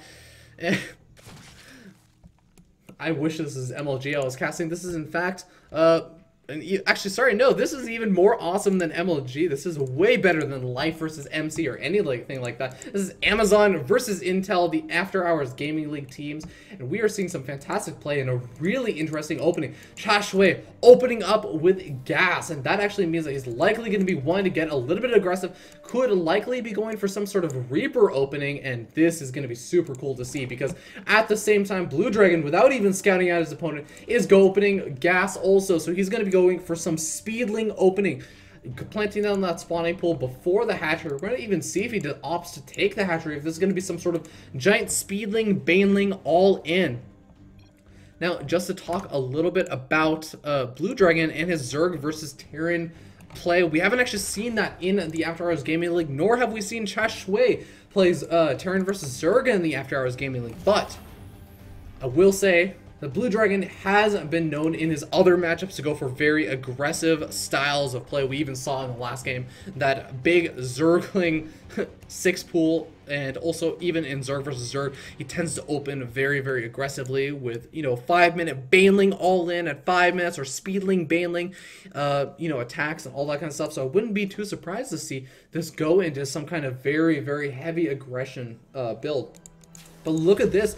Speaking of aggression, we actually see 2 racks out of Cha Shui, and actually does have that first Reaper already out on the map, just going to be scouting around over that Zelna Watchtower, making its way in. Now, we do end up seeing a very important note, is that Cha Shui is sending back home his first SCV, so he's not going to be doing what a lot of those pro players have been doing lately, which is just going ahead and building a bunker over at your opponent's natural expansion that allows that Reaper a nice little safe place that they can continue to do damage to either the hatchery or the queen without having to fully retreat. And, you know, one important note is, I mean, it's not super useful because you don't really regen health inside the bunker with that Reaper, which is one of those really nice buffs that the Reaper got. But look at this. Nice control with Shashway not getting surrounded. Oh, very, very close. It is really giving me a heart attack right now. And he has to be careful because on creep, those Zerglings will catch up with that Reaper. But off of creep, he can get away quite safely. But Speed Zerglings is going to be finished up very, very soon. This is one of the reasons why so many Zergs have been going for that speed research and that early gas so early on, is because you want to deal with this Reaper, and with that speed researching and finishing up, he's going to be able to easily take apart that Reaper. And Shashway is going to be in a bit of an annoying situation. He does have an expansion on the way, so this is not some kind of all-in. That's why we didn't see any follow-up Reapers. But he is going to have a little bit of a difficult time, maybe, depending on how many additional Zerglings Blue Dragon decides to make in taking this expansion. He needs to make a couple of Marines. It looks like he's actually doing just that. And Blue Dragon getting a very nice scat off. He actually does end up seeing this expansion over here. So he's going to have a good idea of what's going on. But the important thing is that Shashway has actually gone ahead and taken both of these gas guys, has gotten out that factory, and is likely going to be producing, yep, a Widow Mine. And Widow Mines are going to be very, very nice for the defense. They can really just do a great job taking out a ton of those Zerglings. But against a very well-controlled army of Zerglings, it can actually not be as super effective, just because once that one Widow Mine shot has gone out, if it takes out only a single Zergling and there were 40 Zerglings that were about to attack you, yeah, that Widow Mine can actually take out an upwards count of 35, 40 Zerglings. But if it only takes out one, well, now you have to wait for the recharge, and you're basically left very, very vulnerable until that Widow Mine comes back. So I'm curious if Shashway is going to just be completely defensive with this Widow Mine, as it looks like he's going to be for now, or if he's going to start pushing out across the map, doing some kind of crazy drop play or any of that with those Widow Mines. We don't actually see a starport really going down for now, as it looks like, yeah, now we do end up seeing a starport going down a little bit later than possible.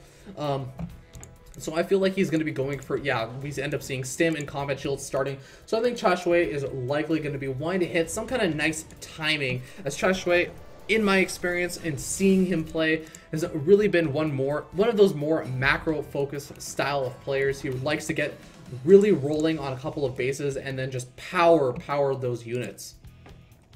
And we do end up seeing a Spine Crawler going down for Blue Dragon, which is a bit interesting, as Blue Dragon should know, hey, you know, my opponent went for that expansion. He has a decent idea, but I guess he did end up seeing that second Gas Geyser's timing, so he should actually have some idea, hey, you know, there's potential for Widow Mines, potential for Hellions, and all this other kind of stuff, so he has to be a little bit careful.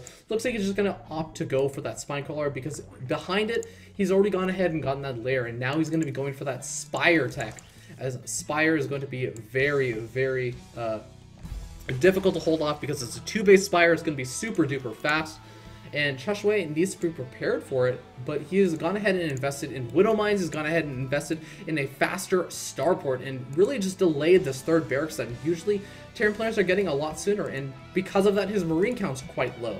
Now, does he have an engineering bay finishing up? Yeah, he actually has an armory finishing up, so that does mean he's able to get up these missile turrets. He should actually be just fine against any of those Mutalisks.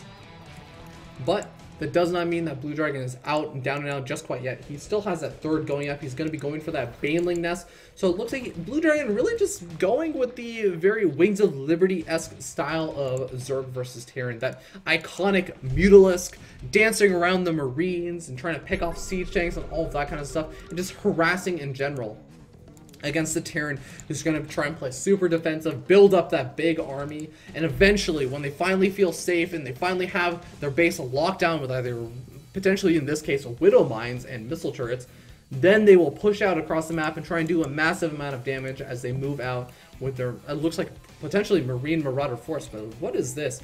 This is a very interesting unit composition, as we do end up seeing a couple of Hellbats mixed in, some Marauders even mixed in, and just a handful of Widow Mines and Marines. This is going to be not the greatest unit composition against all of these Mutalisks, as yeah, it's nice that Shashway has the single missile turret, but if you have enough Mutalisks, you can actually just snipe down that missile turret. It's not even going to be an issue, especially if your opponent does not start repairing in time, and even if the missile turret does stave you off from that mineral line. You can still harass the add-ons. You could actually start to pick off things like concussive shells. You could start to pick off the tech labs. You could start doing harassment to the starport and pick off medevacs. And oh no, the repair does not go down in time. And Chashway, you're going to be in a huge amount of trouble as these mules start to rack up a ton of those SCV kills, already up to 8. Could actually get a 9th, and there he does end up getting that. But at the same time, the reason for that is also because Chashway, in addition to not having many Marines, is already at the natural expansion of Blue Dragon with all these Marines and, or sorry, these Marauders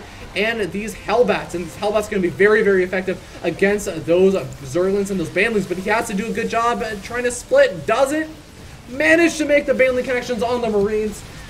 So the Marauders with those medevacs are also going to be able to take out all of those spine coils, but at the same time, the entire main base of Chashway has been completely ravaged. The command center was actually taken out. That is a huge blow. We can actually see 54 workers to 43. So while a couple of those SCVs have been taken out, as well as a command center, it looks like Chashway doing a good amount of damage for himself and able to take out a ton of these drones. Now with the Beetles coming back to defend, he needs to group up with all those Beetles. He cannot just sacrifice them in. He needs, well actually I guess now that all the Marines have been taken out, there's nothing to defend against these Mules. So now the Mules can basically pick off every single one of these units. Even with stim, none of these Marauders will make it back home. The medevacs might make it back home. It depends on how, I guess, how far Blue Dragon decides to chase down these medevacs, and it looks like Blue Dragon is going to be able to at least snipe one of the medevacs. Does Chashway use the boosters on the other medevac? No! It gets completely shut down, and that is a really, really going to be a difficult situation for Chashway. He did a good amount of damage, took out quite a few of those drones, and even though he's evened that out, he has no response to these Mutalisks. And yeah, he has a couple of Marines finally out, but he's reset his medevac count, and now finally has a couple of Marines that just have +1 weapons upgrade, and that's going to be effective against the Mutalisks. But I mean, he's lost his main base, so he's down to 1 command center. He doesn't even have a 3rd even thinking about being built. Well actually, okay, I completely lied over there. His 3rd is actually about halfway completed, but still he was going to be hurting very much so in terms of his economy, and that's actually going to allow Blue Dragon to be very, very aggressive, not with his army but with his economy. He can go ahead and take a 4th expansion actually, knowing that he has this very, very scary group of Mutalisks. He can be super aggressive and continue to dart in and pick apart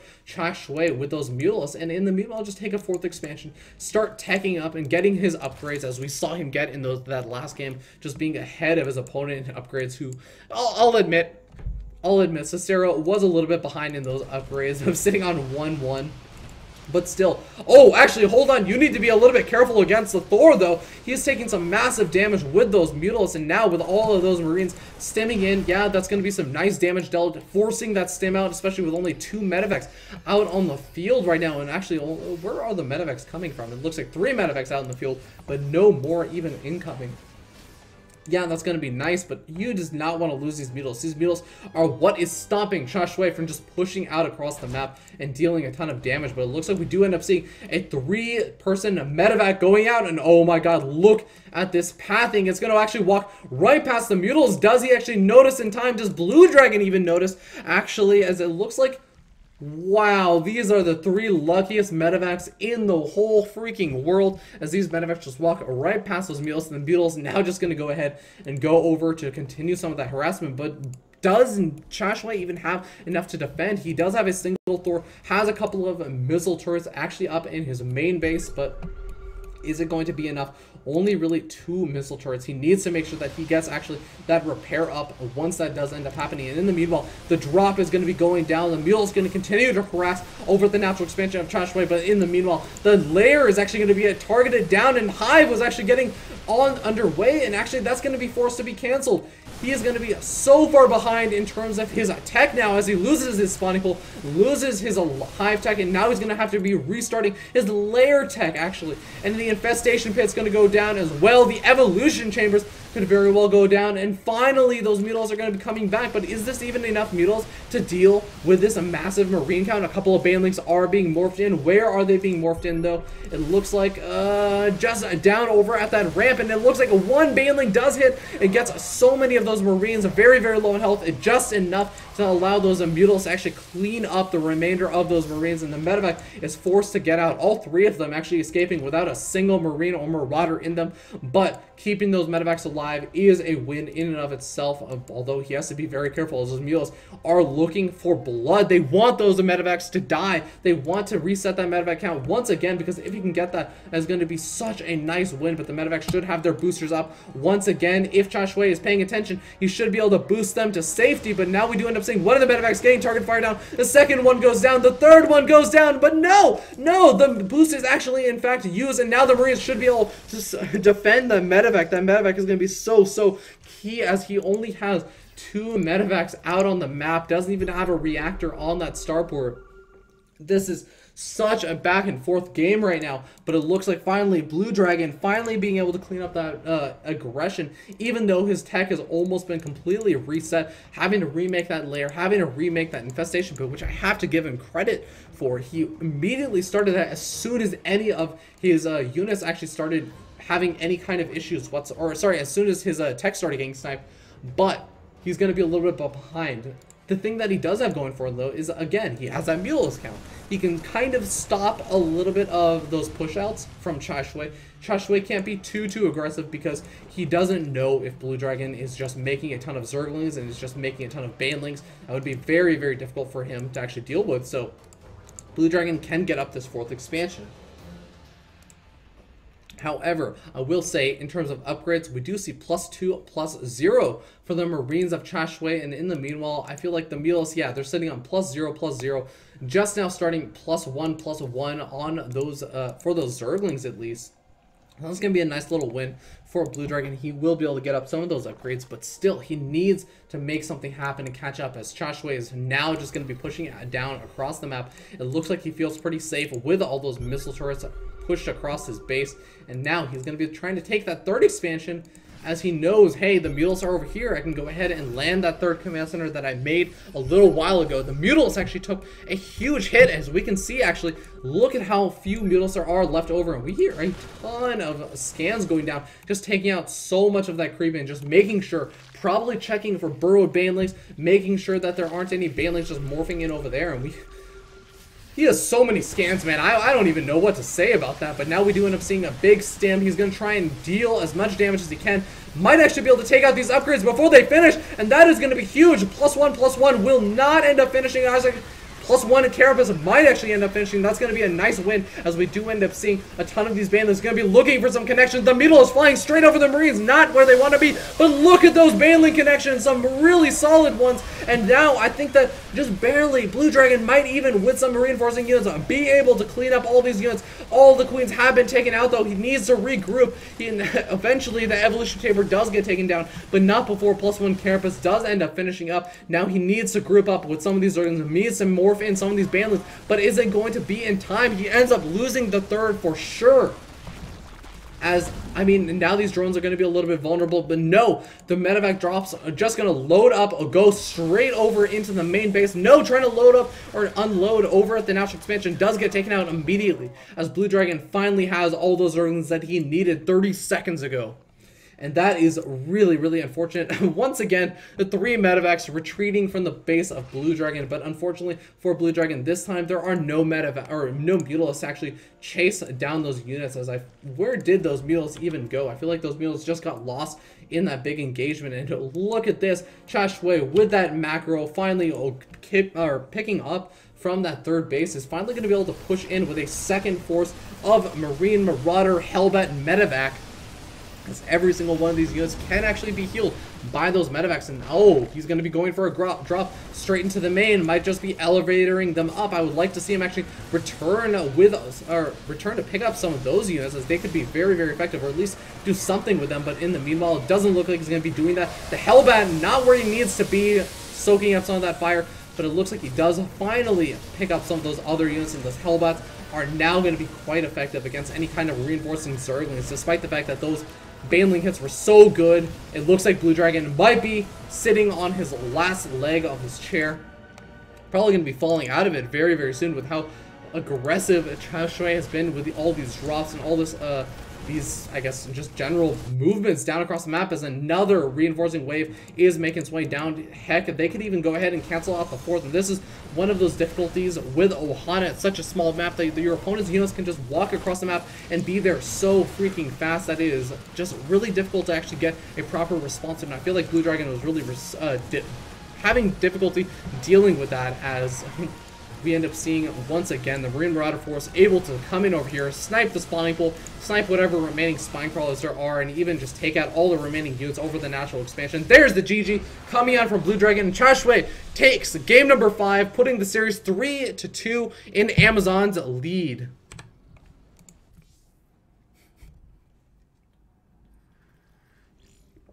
So once again, some great play from both those players, but Chashway with a little bit of aggression, well, a bit of aggression, and being able to stave off those Mutalisks for a bit, was finally able to take that game. So really fantastic play, and I'm really curious to see who exactly Intel's going to send out next, because they're basically coming down to their last legs. It's 3-2, so that means that with just 2 more games, Amazon could actually just take the entire series. So that means they really can only send out 2 more players. And they've already sent out a ton of their fantastic players. I mean, yeah, but I'm sorry, I completely lost my train of thought. But I'm really interested to see who they're going to send out. They still have that one Protoss player, which is Preeminence, who they could still send out. And I will say that, you know, Protoss might be a good choice right now. I feel like sending out another Zerg player against Chashway is a possibility, but I actually wouldn't be as much in favor of that. I feel like even though, you know, the Zergs would have had a good idea of what Chashway's playstyle was, Chashway really utilizing those drop styles, that drop style of play, and that can be very, very difficult to deal with, even if you have someone who's normally used to handling those drops. In Heart of the Swarm, those medevacs just boost out so fast, you can actually get out with them very, very quickly. So it can be a little bit difficult to actually defend with that. And thank you so much, Muted Noise. Yes, self-promoting. Oh, wait. Is it 2-3? Sorry, Dane is saying that it's 2-3. Do I have this wrong? I think I have this wrong. Did I just... I think I just changed it from 2-2 to 2 Yeah, there we go. Okay, sorry. That works better. I think I was saying that they were like very close to winning and all this other stuff, and I just ended up doing that, so that was a little bit silly of me. But regardless, Amazon is still 2 games away from winning, and they're only 1 game ahead. There was a tie game situation. And thank you so much, Muted Noise. My name's Fear Dragon, in case anyone is tuning in. I like to cast. But regardless, I just really want to see this next game from Intel versus Amazon. Once again, this is a best of 9 all-kill format, so we're going to be seeing more of Chashway in this next game. It looks like the next player that's going to be sent out is not really revealed just quite yet, because the players are just loading into the lobby. But yeah, I mean, this is really, really awesome to see these players. And, I mean, let's just take a look at the maps that we have seen. We've already seen Acheron Waste, Star Station. Am I going back to the campaign? I actually finished the campaign, but I might go through and do it some other time. Probably not this week. I actually have to do a lot of work. Despite the fact that I love StarCraft and I want to watch all of MLG and I want to cast all these games, I have a ton of homework this week because I'm still in school. It's still a student at Purdue University. But sorry, regardless, we've already seen Acheron Waste, we've seen Star Station, we've seen Daybreak, we've seen Ohana, so we've seen those 4 maps, and one more, Core Hall City. So we've seen all 5 of those maps. So the remaining maps are Belshire, Vestige, which we're actually going to be seeing in this next game, and I guess Neoplanet S is going to be another map. Newkirk Precinct, and Whirlwind. So those are the 4 maps that are left available. So we're going to be seeing Belshire Vestige be the pick from Team Intel. It's going to be Cryptic C representing Team Intel versus Chashway representing Team Amazon. And this is going to be pretty interesting. Cryptic C, one of the ringers for Team Intel, so to speak, as he really isn't one of the players that has really played a lot in the After Hours Gaming League. I don't actually even think he's on the roster, but it's going to be really cool to see him. It's going to be a bit of a wild card. Sitting in Masters League in Heartless Forum, which is, I mean, it's worth saying or stating, because even though almost every single one of these players is in Masters League, they're all really fantastic players. Heartless Forum ladder is a little bit messed up, so being able to get into Masters League definitely says that, hey, you know what, you're at least you have won enough games that even in a very messed up ladder where you could be playing against people who are in bronze, but really they're 1v1 Masters Wings of Liberty, and you're still winning and getting into Masters, that really does say something about your skill level. Yeah, I'm actually terrible at the campaign, by the way. I will just say that as the game gets started, actually. I probably will play it on casual, but maybe I'll play it on brutal. I'll probably play it on brutal. It was Diamond and Wings of Liberty. But regardless, with that being said, we're going to go ahead and jump in and introduce these players. It looks like nobody has left the game because everybody wants to be here to see this. As we spawn up here in the top left-hand corner of Belshire Vestige, we have the blue Zerg player representing Team Intel. It is going to be Intel's Cryptic, looking to take this game, looking to bring it back to a tie to make sure Amazon is now one game away from winning. But Amazon's player, spawning down here in the bottom right-hand corner, has something to say about that. He's spawning as the orange Terran player, and his name is Chashway, showing us some really fantastic drop and a drop aggression in that last game. We're going to see if his Terran versus Zerg is up to par once again as we see him play that same matchup in this best of 9 series. And we're going to see, it looks like Chashway just open up normally, just building that supply depot. You basically have to build a supply depot or a command center. Those are the only two options for a Terran early on. So not too surprising to see him go for that supply depot. In the meanwhile, Cryptic just going with that normal droning up. And we're just going to be waiting to see, does he opt to go grab one of those gas geysers, or does he just go for that hatch first style play? And when does he decide to grab that gas geyser? Oh, looks like he's going for the gas geyser. Could be a bit more of an aggressive style play, going for that speedling research. But in the meanwhile, we actually end up seeing that it doesn't look like, yeah, it doesn't look like Chashway going to be going for any kind of reactor, or Reaper openings. He's not going to be going for any Reaper openings, as he's just going for a command center first. Yeah, he saved up the money for that. And of course, Cryptic C doing that drone scout, going to get a great scout off on everything that's going on. He's going to say, oh, well, you know, I can just be super aggressive right now. Oh, this is really cool. I actually really like this this decision from Cryptic C. He has mined 16 gas. He was going for that speedling opening, but upon seeing the command center first, is just going to take everything off of gas and go ahead and take his natural expansion, bring this out into a glorious macro game that we love to see. And I really like that decision. As we end up seeing Chashway in the meanwhile, going ahead and just building up those barracks. Gonna need to have some sort of defense in case his opponent has gone for some sort of aggressive style play. Gonna finally grab that reactor, or sorry, that refinery. I don't know why I keep calling it a reactor. But yeah, in the meanwhile, we do end up seeing Cryptic C just starting to put some of those guys back on the gas. But ooh, okay, just an extractor trick, folks. Nothing to see there. Nothing to see there. Calm down. But yeah, Cryptic C just going to be going for that macro style of play. Now he is grabbing that one guy in gas, so I feel like he's going to get an eventual Zergling speed. So nothing too aggressive. And yeah, grabbing a third base, Cryptic C and Chashway both going fairly macro heavy, but Chashway did go for some fairly fast double refinery play after all of that. So I feel like, you know, despite all of this talk of macro that I've been saying, I feel like, yeah, he's going to be going for a factory, maybe getting a reactor on this barracks right there, going for, yep, and going for some sort of reactor Hellion opening. And heck, with how fast he actually grabbed these two gas geysers and the fact that he's keeping those 3 guys in both of those gas geysers, I feel like this could actually be some sort of reactor Hellion into a Cloak Banshee play. It's very much a possibility And in the meanwhile, Chashway going to go ahead and scout out, see, oh, okay, my opponent has gone for that third expansion, has some decent, you know, saturation over this natural expansion.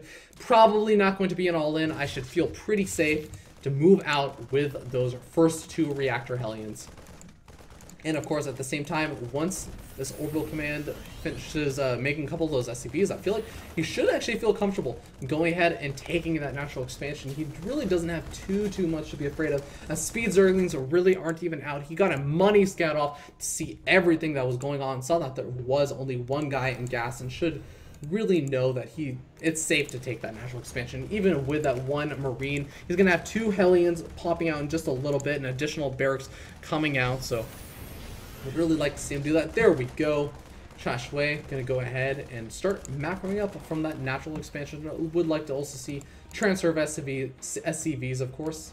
But what is Cryptic Sea going to be up to? Cryptic Sea, going ahead and starting that Baneling Nest, has not actually opted to get enough gas up to start his lair just quite yet. So we're not going to be seeing any kind of really fast lair tech. He's going to be going for the Baneling Nest, which is really interesting because, I mean, he doesn't really know exactly what Chashway is up to. He doesn't know the timing of the gas geysers. He doesn't know that there are reactor Hellions on the way. And I mean, the reactor Hellions haven't even come out.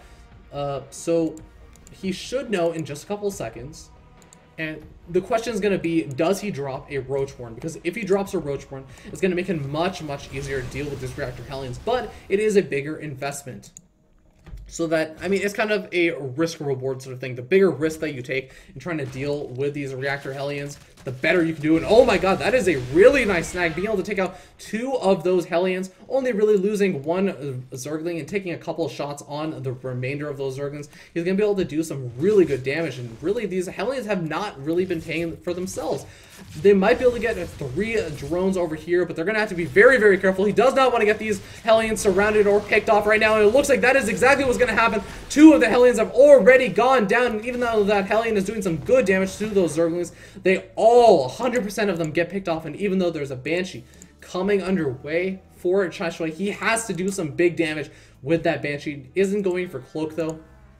But still, he has to do some big damage because Cryptic Sea just held that off way too magnificently.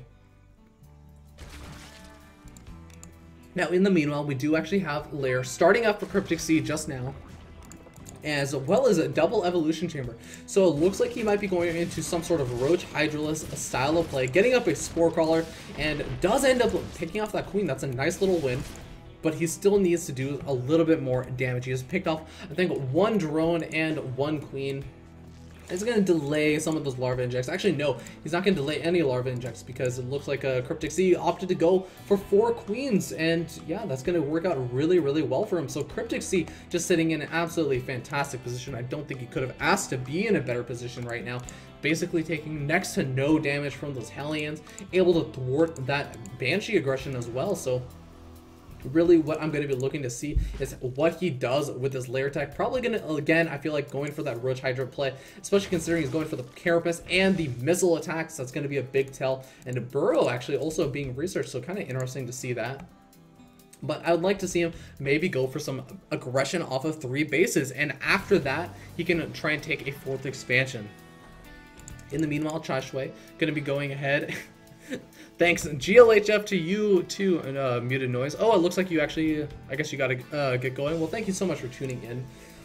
But yeah, Chashway gonna be going ahead and grabbing those siege tanks, just going into that mech style of play, which is a little bit different than we saw in that last game. Chashway in that last game did kind of opt to go for a little bit more biocentric. Yeah, he didn't really have a lot of Marines up until the end where he was facing a lot of those Mutalisks. But still, those Marauders and even Hellbats, you don't really think of it as that. But yeah, Marauders are also bio style of play as well. Whereas this game, he's going for those Thors, he's going for those Hellions, and this is going to be a nice little change. I think I really like this decision because otherwise Cryptic Sea had basically been able to observe that last game, would have a really fantastic idea of exactly what Chashway's playstyle was with bio. But now, Chashway can kind of mix it up. He can kind of throw a wrench into whatever Cryptic Sea thinks he knows about his opponent. Now Chashway wanting to take this third expansion, but unfortunately that Zergling is going to be the most annoying Zergling in the world. Is, you know, Chashway probably doesn't even realize right now that that command center hasn't actually even been put down yet. So we're going to wait to see when exactly Chashway even notices that. Hopefully he does notice it soon as, yeah, it looks like he does finally realize it. Going to go ahead and send those Hellions to clean up that Zergling getting taken out instantly, and the command center can land. But it's very important because Cryptic Sea does know that that was actually down. It looks like we're getting a little bit of lag. Hopefully it's not affecting these players too much, and it does iron itself out for any kind of big engagements. But I do want to come back to a couple of things. Hydralisk Den, as we saw before, had been planted down. We do see Groove Spines. That's going to be the Hydralisk range being researched. He does also have some nice little upgrades on both the Carapace and the missile attacks for those Roaches and those Hydralisks. Already finished up. You could actually go for the +2/+2. I'd love to see that as just really gearing up for that later game style of play. Maybe even prepare to hit some sort of +2/+2 timing, as he really hasn't gone ahead and grabbed that fourth expansion. Just now going ahead and grabbing it. Not really super late or anything, but I feel like he had the opportunity to grab it a little while ago. But it looks like instead he's just going to go ahead and try and do a little bit of damage with these Roaches. And actually not going to be waiting for any Hydralisks. It does have a couple of Hydralisks popping, I believe. Oh, it looks like we see a little bit of lag from Jehovah. If it gets too bad, I'm sure we will see Jehovah leave. But regardless, we do end up seeing all the Overlords coming. Oh my god, that is because Overlord drop has actually been researched, and that is actually going to be huge, as the Overlords are going to be able to drop straight into the main. But look at this. Chashway already has 3 missile turrets up. How many Overlords are going to be taken out before the Roaches are able to be dropped into the base? And look at this. All the Hellions going to be going in a completely wrong direction. Although I will say Hellions not super effective against Roaches, but I don't think it's going to matter. One of the Overlords is going to be taken out immediately. Another Overlord taken out before single Roach gets out, and another Overlord. These missile turrets have been so effective, and even though a handful of these Roaches have been unloaded, so many of those Roaches were actually taken out. Now we're going to have to see how much damage can these Roaches do. All the Hellions retreating back, but look at this. It's Thor Madness over here in the main base of Chashway, and all of the Overlords forced to retreat. That means that none of these Roaches are going to be getting out. The Hellbat's actually taking a lot of damage, and these Thors actually not able to get into a good position, actually do any damage to those Roaches. But in the meanwhile, we do end up seeing some nice damage being done by those Roaches and I guess Hydralisks, but not enough, as it looks like the Planetary Fortress just proving to be a bit too much, and Chashway holding that off fantastically. Even though he looks like he did end up losing a couple of SCVs, not really a whole lot, just about 5 or so. He is really just sitting in a fantastic position because he has taken out basically the entire army of his opponent, who, you know, yeah, he's sitting on those better upgrades for now. Or actually, no, that's actually not true at all, as it looks like +2/+2 still on the way, but Chashway sitting on +2/+2 already, and actually has a very, very scary army of Hellions, Hellbats, and Thors. And if he can find some time to push across the map, it's a pretty immobile force just due to the fact that these Thors are so immobile. But if you can find a time to push across the map and just deal some damage, Cryptic Sea is going to be in a world of hurt. But Cryptic Sea going after that third expansion once again. They might actually be able to take out that third expansion. All the SCVs trying to repair, but it's just not going to be enough. And once all of those units do end up getting taken out, he immediately retreats. I love this decision making by Cryptic Sea. And Cryptic Sea, he is just really starting to secure a supply lead. And just having that more mobile force is really working out for him. Now he's trying to take an engagement. I really don't like that decision, as we can see. And just immediately, as soon as he tries to turn around and fight that Thor-based, Hellion-based army, he immediately drops down a good 20 supply, really not doing a whole lot of damage to the Thor. So really just doing those kind of run-by aggressions, just taking out that third expansion, and then immediately retreating is what I would really love to see him do. But now, it looks like Chashway did find finally a good time where he can go ahead and do some aggression. I'd love to see maybe just a handful of like 3 or 4, or maybe even 5 Roaches go ahead and go down to that third, but it doesn't look like we're going to be seeing that. The Thor is under fire, and actually a really good engagement angle for Cryptic Sea. Cryptic Cryptic Sea really looking like he wants to take this game. He does not want Amazon to go up into another lead in terms of the score. He wants to bring this back to a tie and potentially bring this back into Intel's favor. He is going to be denying this fourth expansion from going up, and even has a Zergling over there already to deny that expansion from even being able to land. And now the command center is going to be under fire. The Hydros doing some nice stutters at micro. He is easily going to be able to pick off this command center, and with that and the third turret command center already having been picked off, that's going to put Chashway into such a terrible economic position. Now, Chashway only has also a handful of these Thors, and I feel like that engagement angle on that last engagement was just too terrible for Chashway. He lost too many of those Thors, and now, with no siege tanks to really deal that splash damage over to these Roaches and Hydros and the Widow Mines, really not able to get burrowed. That's going to force a GG out of Chashway, bringing the series back tied 3-3.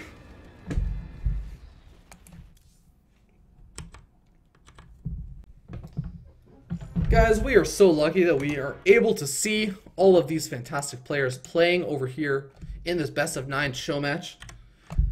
Score is currently tied up 3-3, and that means whoever can win the next 2 games, whether it be a single player or whether it be 2 separate players, will end up taking the final show match. And this is just really fantastic play we end up seeing.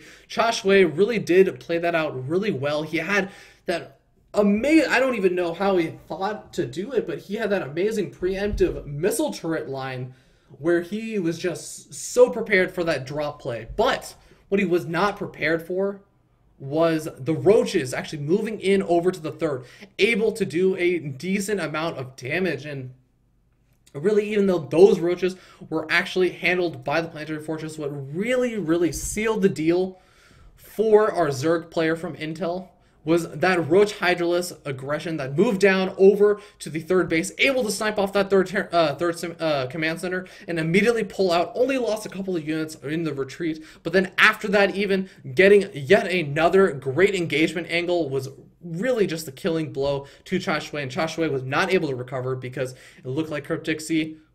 I keep calling it Cryptic Sea, but it really is just Cryptic. It's Cryptic or Cryptic Sea. But he had some fantastic macro and was able to come back into that. And I am so sorry, Dane. Hopefully my summary was good enough for you to kind of catch back up in seeing or knowing what actually happened in that game. But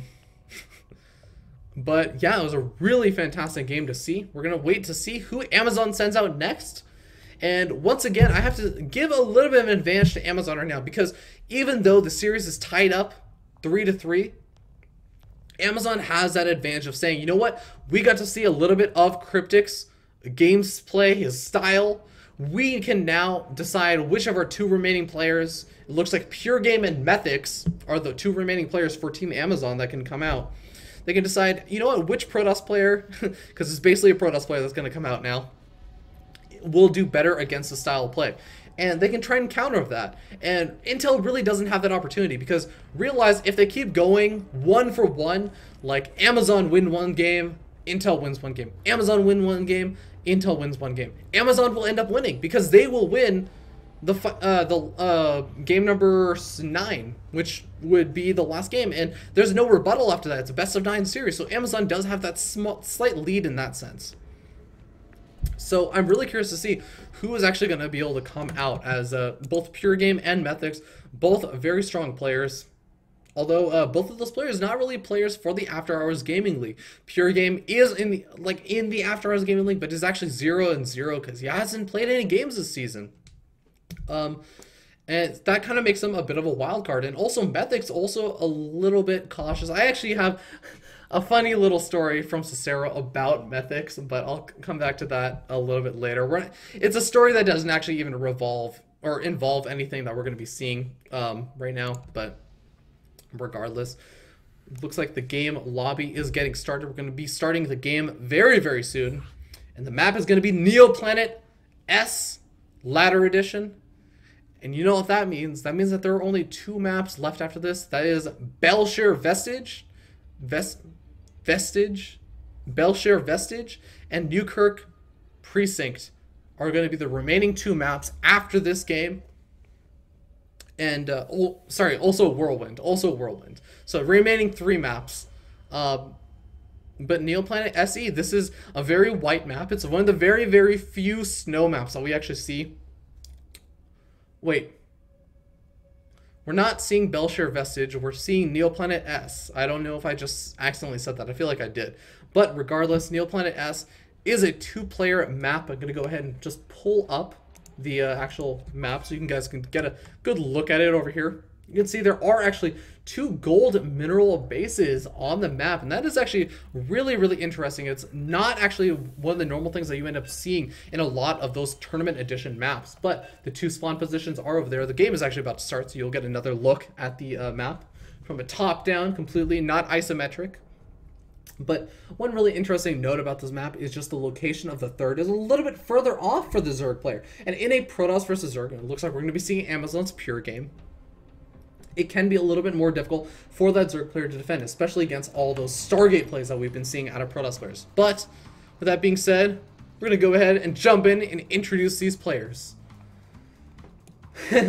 Spawning down here in the bottom left-hand corner of Neoplanet S, we have the red Zerg player representing Team Intel, currently, you know, trading colors, it looks like a little bit. No problem, though. We know Cryptic is representing Team Intel.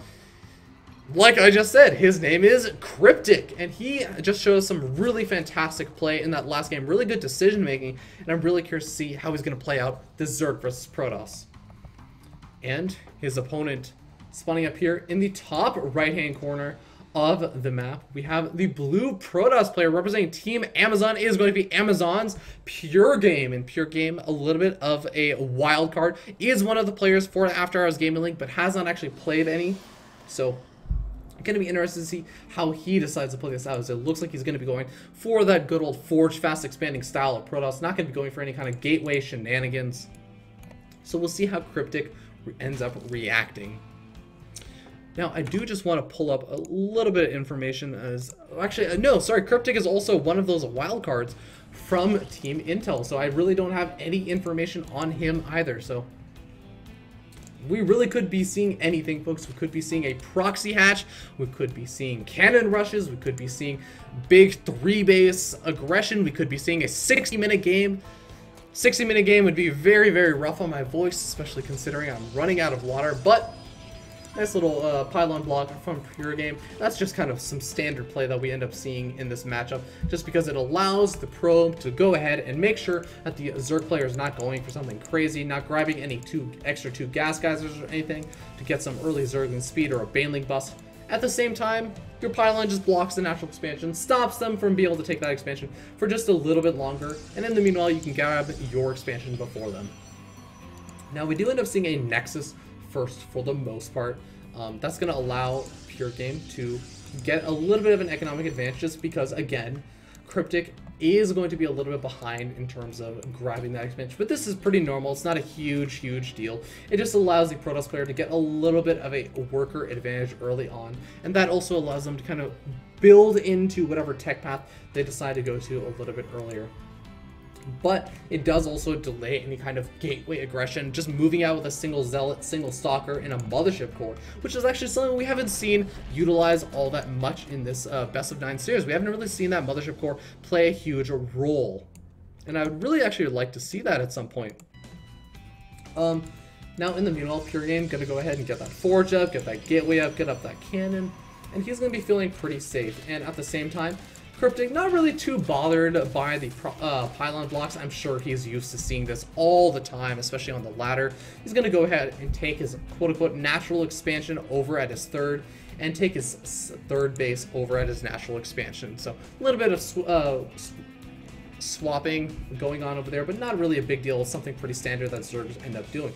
And the question is going to be, what does he end up doing after that? He's probably going to be going for some kind of gas timing around, say, 6 or 6:30 minutes.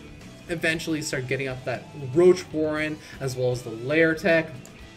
But what is he going to do from there? What kind of Lair Tech is he going to be opting for? There's so many different possibilities in this matchup for Lair Tech. There's the Mutalisk transition that we could end up seeing. We could end up seeing Swarm Host and being very, very effective against Protoss in the right situation, as long as you're able to get up that massive number And oh my god, actually, CJ Lin saying, he's actually the team captain for Team Intel, telling us that Cryptic is actually a GM level player, so that definitely makes a lot of sense. Cryptic playing really, really fantastically in that last game. We're going to have to see how he plays out this game. I keep saying that, but I really do want to see how he ends up deciding to open, as there are just so many different possibilities.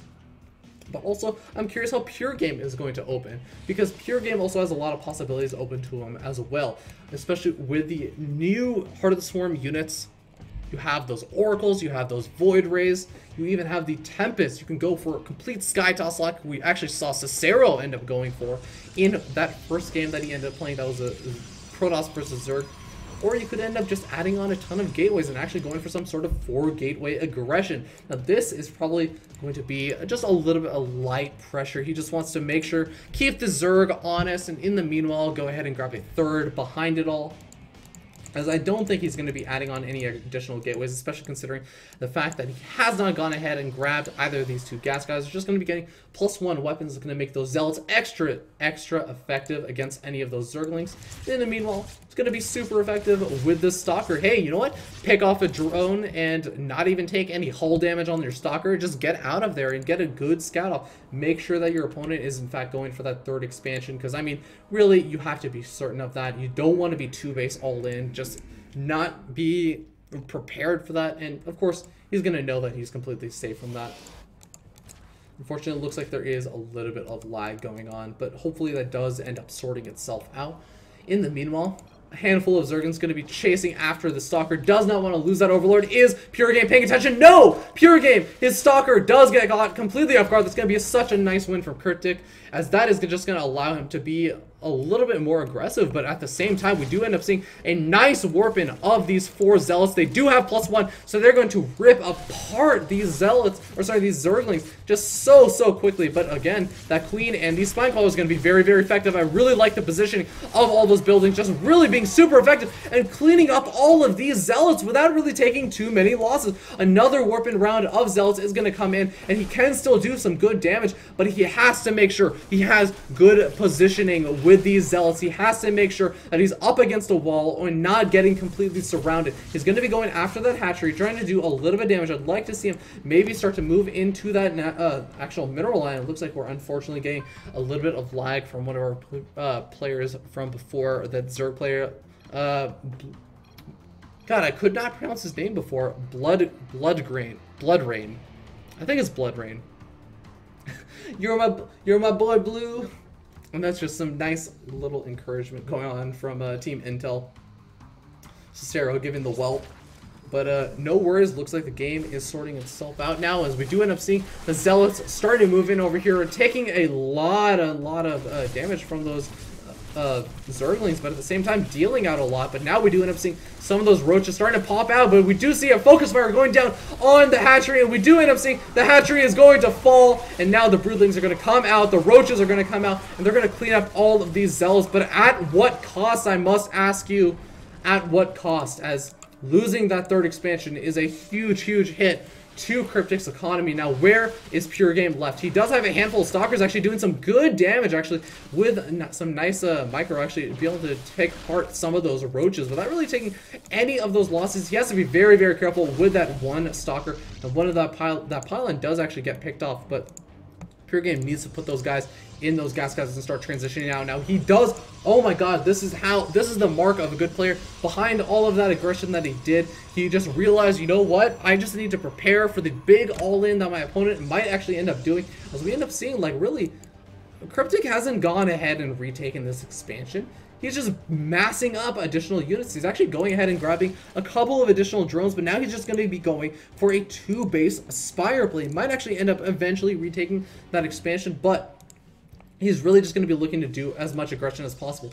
And Amazon's Pure Game has already prepared. He's going to be going ahead and getting out the Colossus. But the question is, does he actually have enough units to defend long enough to get out that Colossus? And is that Colossus going to be enough? I feel like even throwing down an extra photon cannon right around over here would actually be a good idea. Just continue warping in additional sentries. Sentries are going to be the name of the game. Buy time is what exactly Pure Game wants to do right now. He's going to have to be very, very careful as the roaches are going to start coming in. They're going to be able to pick away at this Forge. He's probably actually going to be able to get a 4-shot off on it, as now just, yes, the Forge does get taken down, but this Immortal able to do a ton of damage, especially with that +1 research, and don't actually think that, I don't think Cryptic actually got a good scout off to see, oh, okay. He did actually get a scout off to see that the Robotics Bay was in fact building earlier on, so he should know that Colossus are out on the map, or at least on the way. But really, I'm a little bit afraid for Cryptic right now, because it's going to be very, very difficult to deal with the Colossus. But at the same time, I also feel a little bit afraid for Pure Game, because the Mutalisk tech is going to be done. Do we see any Mutals out on the map right now? No, no Mutals are done. Or even actually being made, so that's actually really interesting. We do see Corruptors, so Corruptors are going to be the unit of choice.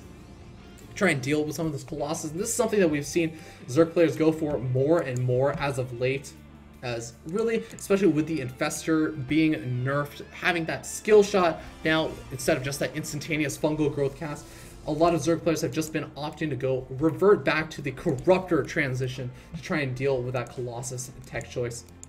So in the meanwhile, it looks like Pure Game going to be pushing out with 2 Colossus. 2 Colossus, very much a money amount of Colossus. They can just do a lot of damage. And if he can get out that third right before the big aggression hits, that's going to be just enough that you have to force out a really hefty number of Corruptors to actually deal with that Colossus count. But look at this.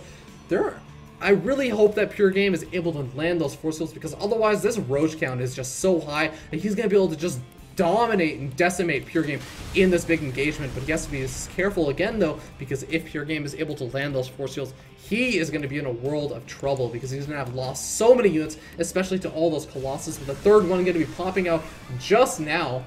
I mean, Pure Game is going to have a very, very scary force, but can he actually secure a third expansion? That is my question right now.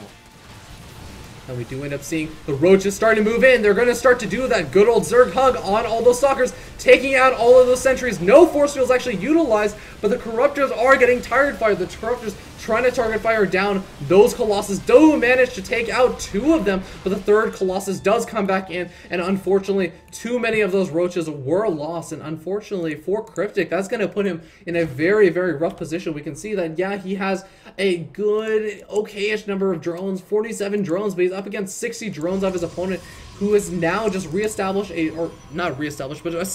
a third base at the same time. Cryptic just only reestablished his third, doesn't even have any real mining going on over there. And Pure Game has a nice army lead. He has a good tech path to choice. I mean, his Twilight Council is done. He can now start researching +2 weapons. That's going to be very, very nice for him. He has additional Colossus coming out. He has a Blink coming out. He's going to be sitting very, very comfortably right now. And in the meanwhile, Cryptic, he's stuck on this Roach and then Corruptor tech right now.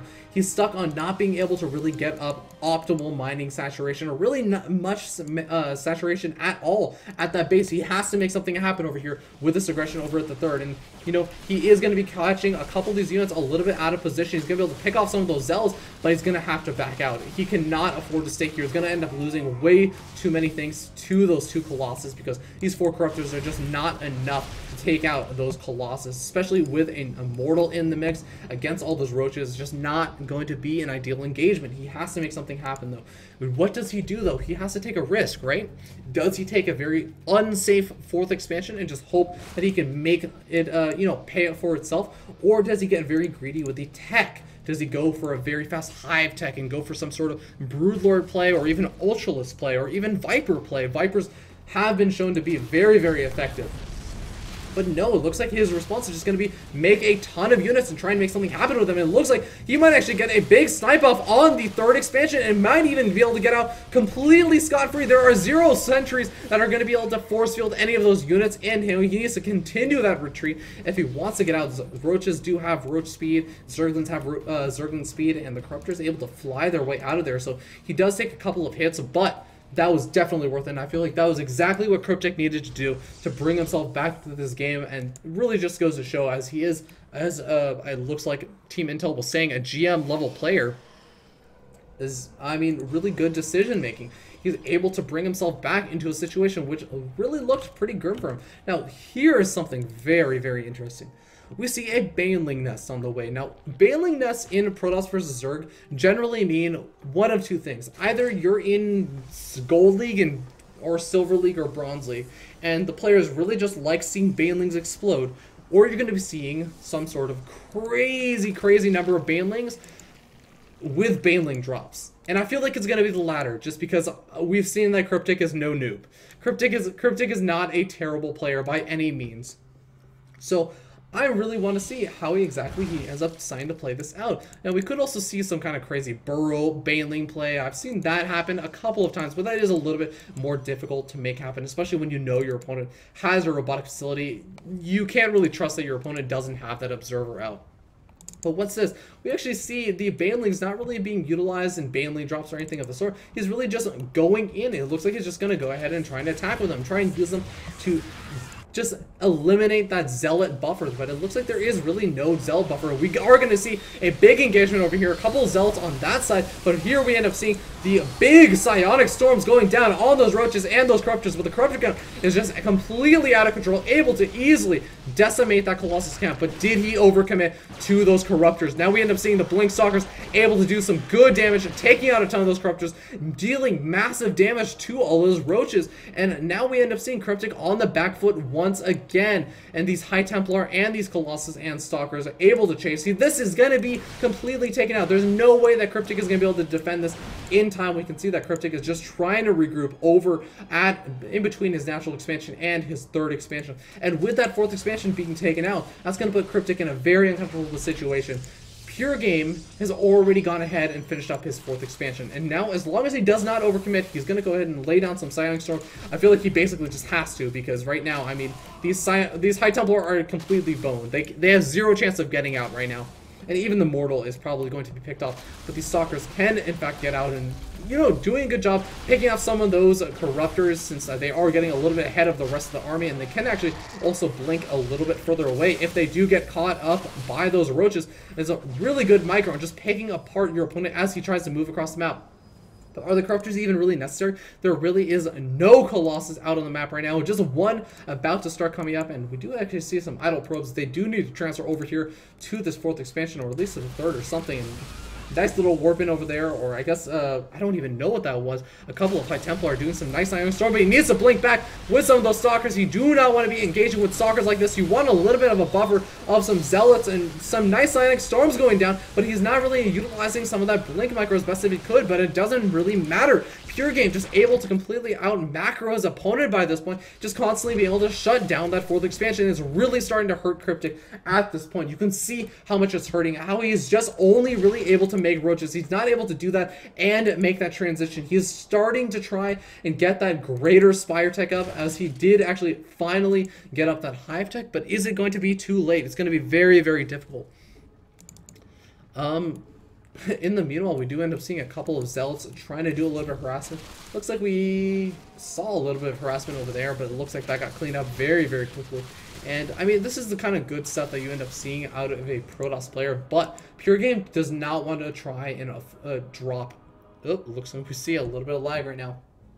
But, I mean, I'll just bring it back over here. Pure Game does not want to try and drop or lose any of his big units, because if he just gets all in, I mean, he's picked off the third expansion once, which set back Cryptic so far behind, and even though, yeah, Cryptic did a great job, he picked off Pure Game's own third expansion once, and, you know, kind of caught back up. And sorry, we're going to jump back into the game. Even though that actually ended up happening, we still end up seeing Pure Game able to snipe off that fourth expansion, and that really set Cryptic back up behind again. So now Cryptic must be thinking, you know, I have to basically win with this next up-and-coming push. He's probably going to just get, I mean, you can see he's not really making any more Roaches. He's probably saving up for that Broodlord tech. He's going to be utilizing the remaining 25 or so supply, 27 supply, to try and get up some Broodlords, get up some Infestors, and just try and do a massive amount of damage with this next engagement. Shut down this fourth expansion. I feel like that is going to be his best bet, and Pure Game does not want to throw away any of those units, even if it is without some sort of Zealot harass. And now we end up seeing his fourth expansion is likely going to fall. All of these units are so far out of position. Fourth expansion goes down. A couple of those probes are going to get fungal growth. Oh my god! Holy fungal growth, Batman. All of those probes go down. We just saw 38 probes get killed over there, and that is going to be so big. And Cryptic just seriously brought himself way far ahead in this game with that, taking out the 4th expansion, as well as taking out all of those probes. He's going to be sitting so comfortably. And I mean, what do you do as Pure Game in that situation? You try and retake your 4th expansion? Is it even safe to retake your 4th expansion? I mean, you have this handful of units. Yeah, you have a ton of High Templar because, once again, Amazon players love their High Templar.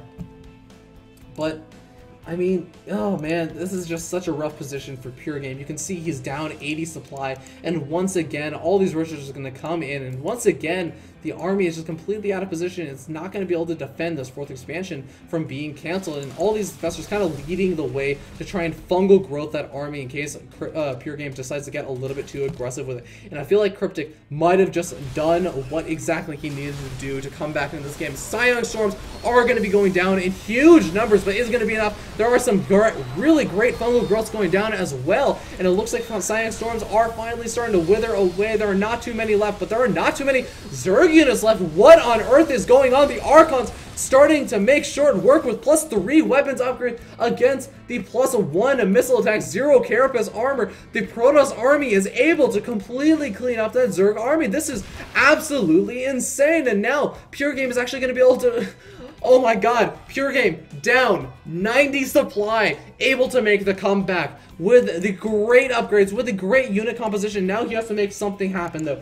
He cannot just sit and, you know, try and macro up and try and retake his 4th expansion. No, he has to do damage, and he realized that he's going ahead, going in over to the 4th expansion, going to try and do some damage. He does not actually know about this expansion, so he should actually try and deal a little bit of damage over there if he ends up scouting it out, but in the meanwhile, he's going to actually end up losing that Colossus, which is really actually quite a big hit, just because Pure Game is really in a low economy situation without having that 4th expansion. But look at this Archon count, and that Immortal count is going to be very important. In the meanwhile, we can see over here, and just in the production tab, really... And actually, really, not even the production tab, but just really the rallying over across the map. The Cryptic can only really afford to make a ton of those roaches. He's down to just 14 roaches against 2 Immortals and 5 Archons, a handful of Zealots as well. This is going to be a very close engagement if it ends up happening, especially with those infestors out. But I feel like finally, by sniping that expansion, he's going to be sitting in a much better position. But unfortunately, he does not really realize that this expansion even exists. So he's going to probably be thinking that he's in a better position than he actually is. And that could be a very unfortunate situation. And in the meanwhile, Cryptic could just be taking advantage of that. He's going to go ahead and sit over here with all these roaches. I really don't like the idea of him trying to go into this for an engagement. I feel like there are, once again, quite a few Scion Storms. So many of those High Templar actually managed to stay alive, or at least get rewarped in from that last engagement. So he's going to have so many Storms. We saw how much damage that Scion Storm, as well as that +3 weapons upgrade, was able to do. So even though Cryptic is starting to catch up in the upgrades, has a +2/+1 now actually researched, so, you know, researching 1/1 at a time, he is still not in a great position. And again, Scion Storm doesn't have to be the only tech or spell choice for those High Templar. You could also get some great feedbacks on those infestors, because those infestors really are probably going to be waiting around with that energy. They want to wait to try and get off of those money fungal growths, and we actually might see one of those. Oh my god, look at that. Oh my god, Neural Parasite down on the High Templar, trying to get some feedbacks off, but it looks like it was not quite in time. Really not able to get off the feedbacks that he really wanted to, but still able to do some good damage, as a couple of those feedbacks didn't manage to pick off some of those infestors, but really just eliminating almost all the storms. One High Templar does remain with enough energy to Scion Storm, but it doesn't look like he's going to be utilized. It doesn't look like it has to be utilized, as it looks like the Stalker count and the Archon count, as well as this one Immortal with 8 kills and +3 weapons, is just going to be enough to thwart Cryptic for a little bit. But he has to be very careful. He does not have a massively larger army, so he cannot afford to be too aggressive right over here. And this is a very questionable decision. Yeah, he's going to be able to take out and completely neuter the economy of Cryptic. That's awesome. But what do you do if you end up losing this army? It looks like Cryptic really just not able to do that, though. Cryptic ends up losing a ton of those roaches, really not able to reinforce, actually, as he just does not have the economy. He's going to go ahead and try and retake this expansion up in the top left-hand corner. But this is just such a blow-for-blow game. Once again, we end up seeing just such a low economy situation because these players are constantly sniping each other's bases. The 4th expansion has been sniped off and 3rd expansions have been sniped off so many times, and now once again Cryptic reset back to the 3 base situation against the 4 base situation, but he is starting to get a very, very scary number of infestors. And you know, if anyone ever told you that with Heart of the Swarm, oh, you know, it's now that the fungal growth isn't an instantaneous cast, infestors aren't scary anymore in large numbers, they lied to you. Okay, they very much lied to you. Infestors do just as much damage with that fungal growth, and you have to be very, very careful. Now, the one thing that Pure Game does have going for him, well, I won't say one thing, he has a 4 base economy really going right now. And even though he is very far behind in that worker count, he's starting to do much, much better in terms of economy than Cryptic. But in addition to that, he actually has been warping in High Templar consistently. So he has the ability to get all those feedbacks. But we did end up seeing Neuroparasite being utilized to try and get some feedbacks off on the High Templar. It doesn't look like he's going to be trying to utilize that anymore after that last attempt. I mean, that last attempt really didn't go off quite as well as I'm sure he would have liked. But now we end up seeing High Templar being warped in. He still has enough energy for quite a few more feedbacks. He is storming some of those infested Terrans, but there are so many infested Terrans being lobbed out. Is this too many to lob out over here, though? We do see a nice fungal growth trapping some of those units out over here. But again, it looks like Pure Game doing the wise decision, just retreating back into his main base, because, I mean, what is there behind this? There's a handful of roaches, 3 roaches, and yeah, a couple of infested Terrans that don't really have too much energy. These Zealots actually might be able to deal with a lot of these infested Terrans, and as long as he actually just manages to pull some of these pros back, doesn't manage to take too many losses, yeah, he can outweight all those infested Terrans. Now that the infested Terrans are gone over there, he can move in over here, but look at this, really smart target firing down, going down from Cryptic, and he is able to take out that 4th expansion. So once again, another expansion has been taken out by Cryptic, and really just fantastic play from both these players. But Pure Game really needs to make something happen now. Again, losing that 4th expansion, he is running very, very low on mining over this 3rd expansion, and Cryptic has been able to get re-establish that 4th expansion of his own. Not really able to get up this expansion just quite yet, although he does have a drone over there and 500 minerals, so he can actually re-establish that. But it looks like it doesn't matter. Pure Game kind of onto it, the general sense. It looks like he wants to actually try and do a little bit of aggression, make sure that there is no expansion down over here. A couple of Zealots actually going to be trying to snipe off this 4th expansion. All the roaches are going to be coming in. Is the expansion going to be going down? No, the Zealots are not target firing down that hatchery. Now they are, and it looks like they will be able to get it. The Broodling's coming out, the Zealots are going to be sacrificed, but it was completely worth it, especially being able to pick off that drone. Or actually, no, the drone actually managing to burrow in time. Although there was an observer over there, so I guess they just didn't really commit up there quite far enough. And now we're going to see a big engagement over here. There are so many infestors over there and so many fungal growths that are going to be going down, as well as those infested Terrans going out. But there are quite a few psionic storms that can be tossed out as well. So many of those units, though, being lost for Pure Game. Nice retreating storms. I like that decision. But even with 3 immortals, he's going to have to be very, very careful. He needs to be able to warp in additional units. He has some money that he can actually utilize to do so. But still, I don't know if this is going to be enough to defend if, I mean, Cryptic SC just lobs out enough infested Terrans and is able to fungal growth that army in place for long enough that the infested Terrans can just slaughter those immortals, and namely as well as those High Templar. He could be in a great position. And there we start to see some of those fungal growths going down, but there a nice psionic storm going down as well. We could end up seeing a couple of feedbacks, but I mean there are only a couple, maybe 4 or 5 infested infestors actually with a lot of energy left over. Good fungal growth going down. Now, some of those High Templar are being fungal growth once again, but the Archon actually being morphed in. And Archon is going to be super effective, especially against all of these infested Terrans. The 4th has been reestablished, but is it going to get target fire down again? It looks like he's forced a retreat from Pure Game, and oh, this is going to be so close. All the infested Terrans trying to go in and trying to target fire down, and actually no, it's not going to be close at all, as a Pure Game not going to opt to defend it. He's going to go ahead and just retreat, and a ton of those probes also going to be taken out in the midst of all of it. So down to just 34 probes. Again, gonna have to go ahead and retreat back to that 3rd expansion. But, I mean, it's not over yet. Cryptic doesn't have a 3rd or a 4th expansion.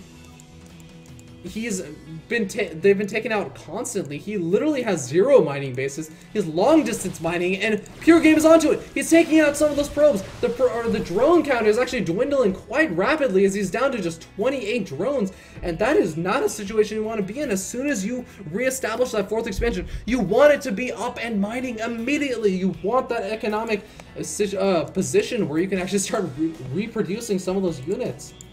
And in the meanwhile, Pure Game still has some mining economy, and that's actually a good position. And actually, he's taking a hidden 4th expansion.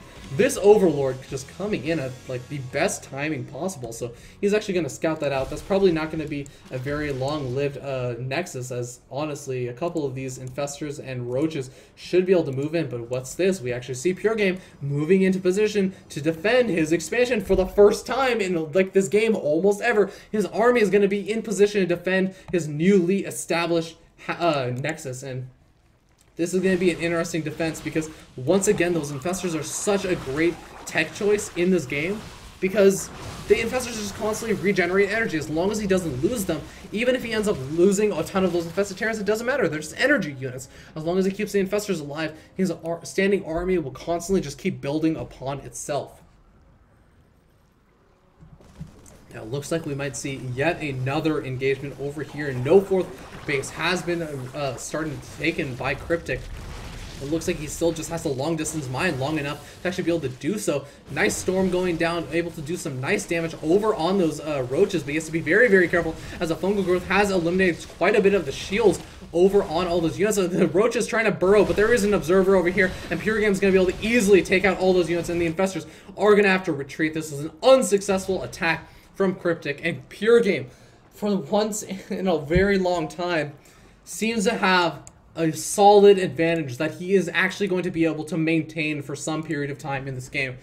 Cryptic is just so low on energy on so many of those Infestors, and even though he's trying to reproduce some of those roaches, trying to reproduce units, he actually doesn't even have enough for another hatchery. And if he tries to make any additional units at this point, he's just going to have to depend on long distance mining to reproduce or get those minerals back to even reproduce a hatchery to eventually expand on. And at the same time, Pure Game finally has that army that I don't think that Cryptic actually has the ability to deal with. So it's a long-winded way of me saying, oh my god, this High Templar could start feedbacking, but he's not going to opt to do it. Couple infested Terrans being lobbed out, and a fungal growth going to lock it down in place. And it looks like Pure Game finally has the army advantage and the economic advantage. For once in this game, a player has that. Now, he does still have 1 High Templar with Psionic Storm. He can actually start storming some of those infested Terrans, and also even storming the Infestors is a bit of an interesting decision. But he's going to go ahead and just retreat back into the back of the base, and this is basically the best decision he could possibly make in this game. Make a nice little stand over here, wait for those infested Terrans to kind of start to dwindle out. He has to be very, very careful, though. Start to storm some of those infested Terrans, and once he does that, the Infestors literally have 0 energy left over, and he has an observer out, so he can actually start to pick off some of these infested Terrans that have been living for such a long time in this game. You can see that these infested Terrans are starting to die, but the observer and the stalkers are going to be able to finally chase them all down. Only a handful of them left over. The 4th expansion is starting to mine, so I mean, Pure Game actually has a way to transition out of all of this. He's going to be able to reproduce his army. The Immortals even taking out one of the hatcheries. Finally, looks like Cryptic has enough minerals to reestablish a base in the bottom right-hand corner, but is it going to be enough? I mean, he's going to be able to lob a couple of infested Terrans over here. That's going to be nice, and he just has enough Infestors that he can actually probably take out almost every single one of these probes. It's going to be nice, but look at all this. So many idle probes over here from Pure Game, and yeah, that seems like a bad thing, but that just means that there are that many probes that are not getting killed off by these infested Terrans. Oh my god, are these infested Terrans going to be able to kill off this Nexus? This is going to be so close, guys. I don't even know. The infested Terrans' lifelines are running out so short, but the Nexus goes down right before that actually happens. And oh my god. Actually, at the same time, a hatchery is forced to be canceled, and Pure Game continuing to roam across the map. but the Nexus being picked off is a huge blow to Cryptic, and now we end up seeing that all of these probes have the long distance mine to be able to build another Nexus, but Pure Game able to move over into the main base, and he is actually going to be able to snipe off a ton of these very important structures. If he snipes off the spawning pool, what does the Zerg have? The Zerg does not even have a building hatchery. He's gonna have to try and rebuild his spawning pool to even get up any Zerglings. He's gonna have to rebuild his infestation pit to try and get up any more infestors. Infestors are lobbing up quite a few units, and oh no, where is the observer? The observer doesn't seem to be there. Or no, the observer is there. He's gonna be able to retreat once again back into the back of the base of Cryptic, and these infested Terrans are not gonna be able to do a whole lot. These stalkers and immortals are gonna be able to snipe off that Greater Spire. I'm not even sure the Greater Spire is gonna be utilized in this game, but look at this, sniping off infestor after infestor. There are only 3 infestors left, and the observer is being able to spot all of them. One single infestor left. The queen gets sniped off. 98 minerals remaining for Cryptic, and really, that's going to be GG. 0 drones left on the map. That is going to put Amazon ahead yet another game, and Pure Game taking that game in an absolutely insane 46-minute game. So just wow, absolutely insane series as Amazon takes yet another lead, continuing the streak of Amazon wins a game, Intel wins a game, Amazon wins a game, Intel wins a game, Amazon wins a game. What's gonna happen? Can Amazon finally close out the series as they just took out one of, I have to say, Intel's best players that we've seen so far? Cryptic being one of those players that is, you know, as they actually said in Team Intel, that he's one of those GM level players, and that's very hard to compete with. But Intel not having that player available to them anymore is going to be in a bit of a rough position. So, and the other thing is, this is the last player that Intel can face or send out. So the nice thing is Intel still knows, okay, we have a couple of players still left over from our player pool. Cryptic has been sent out, CJ Lin has been sent out, Jinx has been sent out, and I believe Rex Chapman? Was it Rex Chapman or Jehovah? No. It was Blue Dragon. So those players have been sent out. So that means that they still have Jehovah, Preeminence. So Jehovah's a Terran player. Preeminence is a Protoss player. And Rex Chapman is a Zerg player. So they have one of each race left over. And they know that the 2 remaining Amazon players that are left are both Protoss players. It's Pure Game, who we just saw play, and Methics. So even though they don't know a whole lot about Methics' style play, they know that's a Protoss player. So as long as they can send out someone who feels very comfortable with whatever V Protoss, and they have all 3 matchups very much available to them, they can still pull a 2-0 victory, bringing this back to that ace match and win this best-of-9 series. But it's going to be very difficult. Amazon, in the meanwhile, again, they only have those 2 Protoss players. So they better have some very good builds planned out so that they can deal with whoever gets sent out. And it looks like the player and the map has been decided. The map is also another thing. There are only 2 maps left over finally. And the map is going to be Whirlwind. So this could very well be our final game.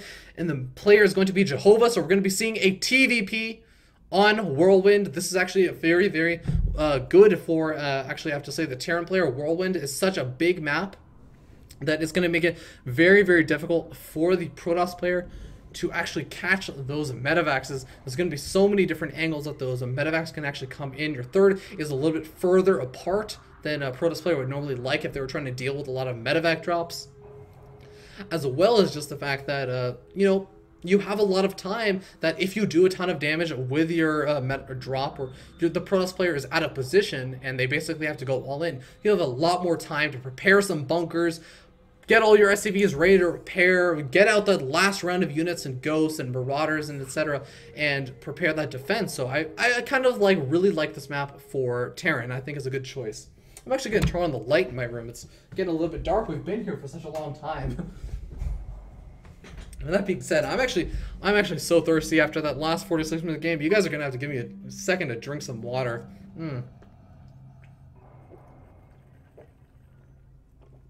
Oh, so good. Excuse me. But with that being said, the players are in the game. The lobby is ready. Just gonna let them know that I am ready whenever they decide to play. But yeah, this game is gonna get underway. We're gonna be seeing yet again a Terran versus Protoss, and I'm really curious to see what's gonna happen. Because I mean, we saw that Pure Game really just absolutely fantastic play and making the most of his High Templar. And hopefully at this point, Jehovah's not listening to the stream or anything, so hopefully he has closed it by now. But I will say that, you know, Amazon players love their High Templar. I keep saying that, but they really do. And Pure Game also showing that he really liked his High Templar. So I wouldn't be too surprised if we saw some sort of High Templar style play in out of Pure Game earlier on before the robotics facility tech. Even though I will admit, yes, Pure Game went for the Colossus first in that matchup in the Protoss versus Zerg, but still, I think that really one of the big stories there was constantly storming those roaches to death. Just absolutely zero chance for those roaches to ever have a chance of getting out of those storms because there were just so many storms. There were so many High Templar and so many Archons. So I think that we might end up seeing something very similar. Now, what's kind of cool is I actually have a little bit of information about Jehovah as this game does get underway, as the countdown is going. So Jehovah is, in fact, like I said, a Terran player. He's currently 3-2 in the After Hours Gaming League. Remember, this is all AHGL related, not directly represented by the AHGL, but you know, he is very much not a one-trick pony. He has a good variety of builds available to him, and I'll talk a little bit about what he likes to do in Terran versus Protoss and that kind of stuff in a little bit. With that being said, we're going to go ahead and jump in, introduce the players as they spawn down here in the bottom right-hand corner of GSL, or sorry, this is the Whirlwind, this is the latter edition of Whirlwind, and that's, yeah, cross spawn is not enforced on this map because Whirlwind is such a big map, but regardless, spawn down here in the bottom right hand corner of Whirlwind, it is going to be the blue Terran player representing Team Intel. He is the last remaining hope. He is going to be the last linchpin in Intel's plan to win this best of 9 series. He is going to try and give it his all. His name is Jehovah, and his opponent spawning up here in the top right hand corner representing Team Amazon. It is going to be Amazon's Pure Game, currently showing us some fantastic play from that last game in the Protoss versus Zerg, as a little bit of lag happens, but really fantastic play. And Pure Game gonna be looking to make this a 2-0 victory for himself and a 5-3 victory for Team Amazon, winning with just a little bit of space to spare. Not a real dragon. Oh god. Okay, well, thank you so much to Blue Dragon for leaving the game. It is going to allow us to continue on with minimal lag. Very much appreciate. Hopefully you just enjoy your stay on the stream. With that being said, game is going to be kicking off. We do end up seeing very, very normal looking builds coming out of both these players. No proxy shenanigans, no cheeses, although I would actually say that this would be a great game for Amazon to actually go ahead and go for some kind of cheese, go for some sort of proxy 2 racks, or, you know, big void ray all in, although we could actually be seeing some sort of big 1 base void ray all in. That's still very much a possibility. Oh my god, actually getting the SCV, that does not happen every day, as generally a lot of Terran players are very, very aware of that probe harass and very, very self-conscious of it. So very well done by Pure Game, as he is very, very, very, very, very, as I really like to say very, but yeah, Hero Probe and getting a little bit extra lag there. Hopefully it does clear itself out. But this probe going to continue to be super annoying, especially considering he basically is trapped in here. He's resigned his life that he's going to die in this base. But he's going to get some great scouting information before he dies. He sees that this gas geyser has been taken. He knows that there's going to be some kind of aggression coming out of Jehovah. In the meanwhile, we actually see Pure Game has gone for 2 of those gas guys. Now, he does actually have 2 guys in each gas guys, so this could very well still be a 1-rack expansion build. This is what I like to call the Naniwa style of gas, where you basically just grab 2 guys in each gas, because I think it's something like the third, by having that your third guy in a single gas geyser. Oh, actually, no, he actually pops both of those guys back into that gas geyser right in time for the SCV to pop in, and we're actually going to see a second gateway. So we're probably going to be seeing some nice Stalker Mothership Core aggression. That's something that a lot of Protoss players have been really enjoyed doing, and just getting the second gateway right before the Cybernetics Core finishes allow you to go for that 3 Stalker rush that you kind of see in Protoss versus Protoss, but sometimes you see in Protoss versus Terran, just because 3 Stalkers are pretty gosh darn effective in this matchup, especially with that Mothership Core able to give you that high ground vision. But I have to say, he's going to have to be very, very careful, as yeah, Jehovah is going for that reactor barracks style of play. So that does mean he's going to have less Marines actually out. So, you know, I said be careful because I wasn't sure. This could have been a tech lab, could have been some one big all-in or something. But no, we're going to be seeing a command center behind it, and I feel like this Stalker aggression is going to be very, very effective. We're not going to be seeing any kind. We're not going to be seeing any kind of early Widow Mine. We do see an eventual factory being plopped down. They'll probably get out a Widow Mine and then eventually allow the starport to be plopped out so that we can see some drop play. But I feel like Pure Game is going to be in a really awesome position to do some nice aggression over here, because it's going to be, what, 3 Marines, maybe like 7 or 8-ish Marines by the time the 2 or 3 Stalkers end up getting there with the Mothership Core. And that's going to be a very difficult defense. You're going to have to be very, very on point with all your micro. It's going to delay this command center from being able to go ahead and land over at this natural expansion. And if we even have a probe moving out across the map, yes, we do. Could plant down some proxy pylons and just be ready to be as annoying as possible later on. Now, I like the angle that this Mothership Core is actually going to be coming in, because he knows that the Stalker's poking in at the front. He's going to have full vision of all these Marines, and the Stalkers do have 1 additional range on all these Marines, and that actually allows this Mothership Core to be as annoying as possible. He's going to be able to actually come in over here and do some nice damage. He's going to be able to maybe pick off a single SCV. Is going to actually be able to deal with these Marines, though, because 2 Marines is not enough to deal with that Mothership Core, I don't think. And at the same time, the Stalker's being very, very effective. We can see over here 3 kills on that Stalker, and very, very low on health, but just barely managing to get it out with enough health. And that missile turret does finally finish up.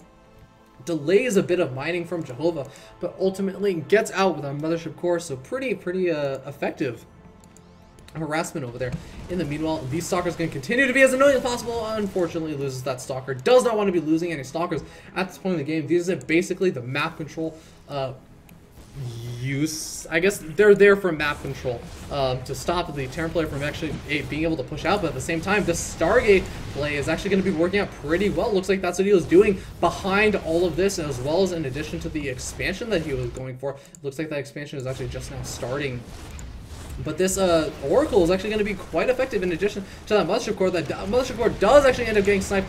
Oracle takes a little bit of extra damage, but at the same time, he uses that opportunity to push in with all of the Stalkers. He takes out the bunker, and now he's going to be able to take out the Widow Mine before he's even able to burrow. There are not that many Marines left over, because that Oracle was able to do so much damage to that Marine count. And now what happens over here? The natural expansion is forced to lift off. Now the Stalkers are going to be able to move over in and continue to do some damage. He's going to be able to pick off a supply depot maybe. The Oracle does get picked off, unfortunately, by that missile turret. But now these Stalkers are going to be moving in. This could be the end over here. GG comes out for Jehovah. Pure Game wins game number 8 for Team Amazon, bringing the series 5-3 in favor of Team Amazon.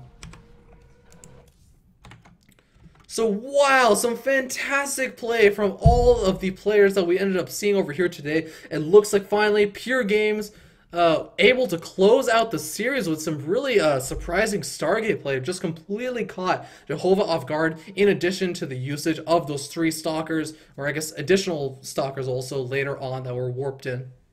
But just completely caught Jehovah off guard, just was not able to get up that additional, that high Marine count that he needed to be able to deal with all that aggression. And yeah, that basically puts an end to the entire best of 9 series. So congratulations to Team Amazon. Intel played absolutely fantastically. So many of these games were so hard to call because they were just going blow for blow for blow with each other. And a lot of ragtag games where nobody wanted to get up there or defend their own expansion. Everyone just wanted to make sure that the opponent didn't have an expansion to defend. That was the priority. So makes for very exciting games. So thank you guys all so much for tuning in. I guess just a short plug for myself. My name is Fear Dragon. I am just a caster. I cast for the underrated team league that's going to be starting up. Hopefully you guys have heard of that. It's a it's a league that has some of the lesser known teams, such as Team Western Wolves, Team wow, I'm completely blanking on a huge list of names, but you have a pretty wide range of skill levels. You have Purdue's team. Actually, my school's team is going to be competing in it. There are collegiate Star League team.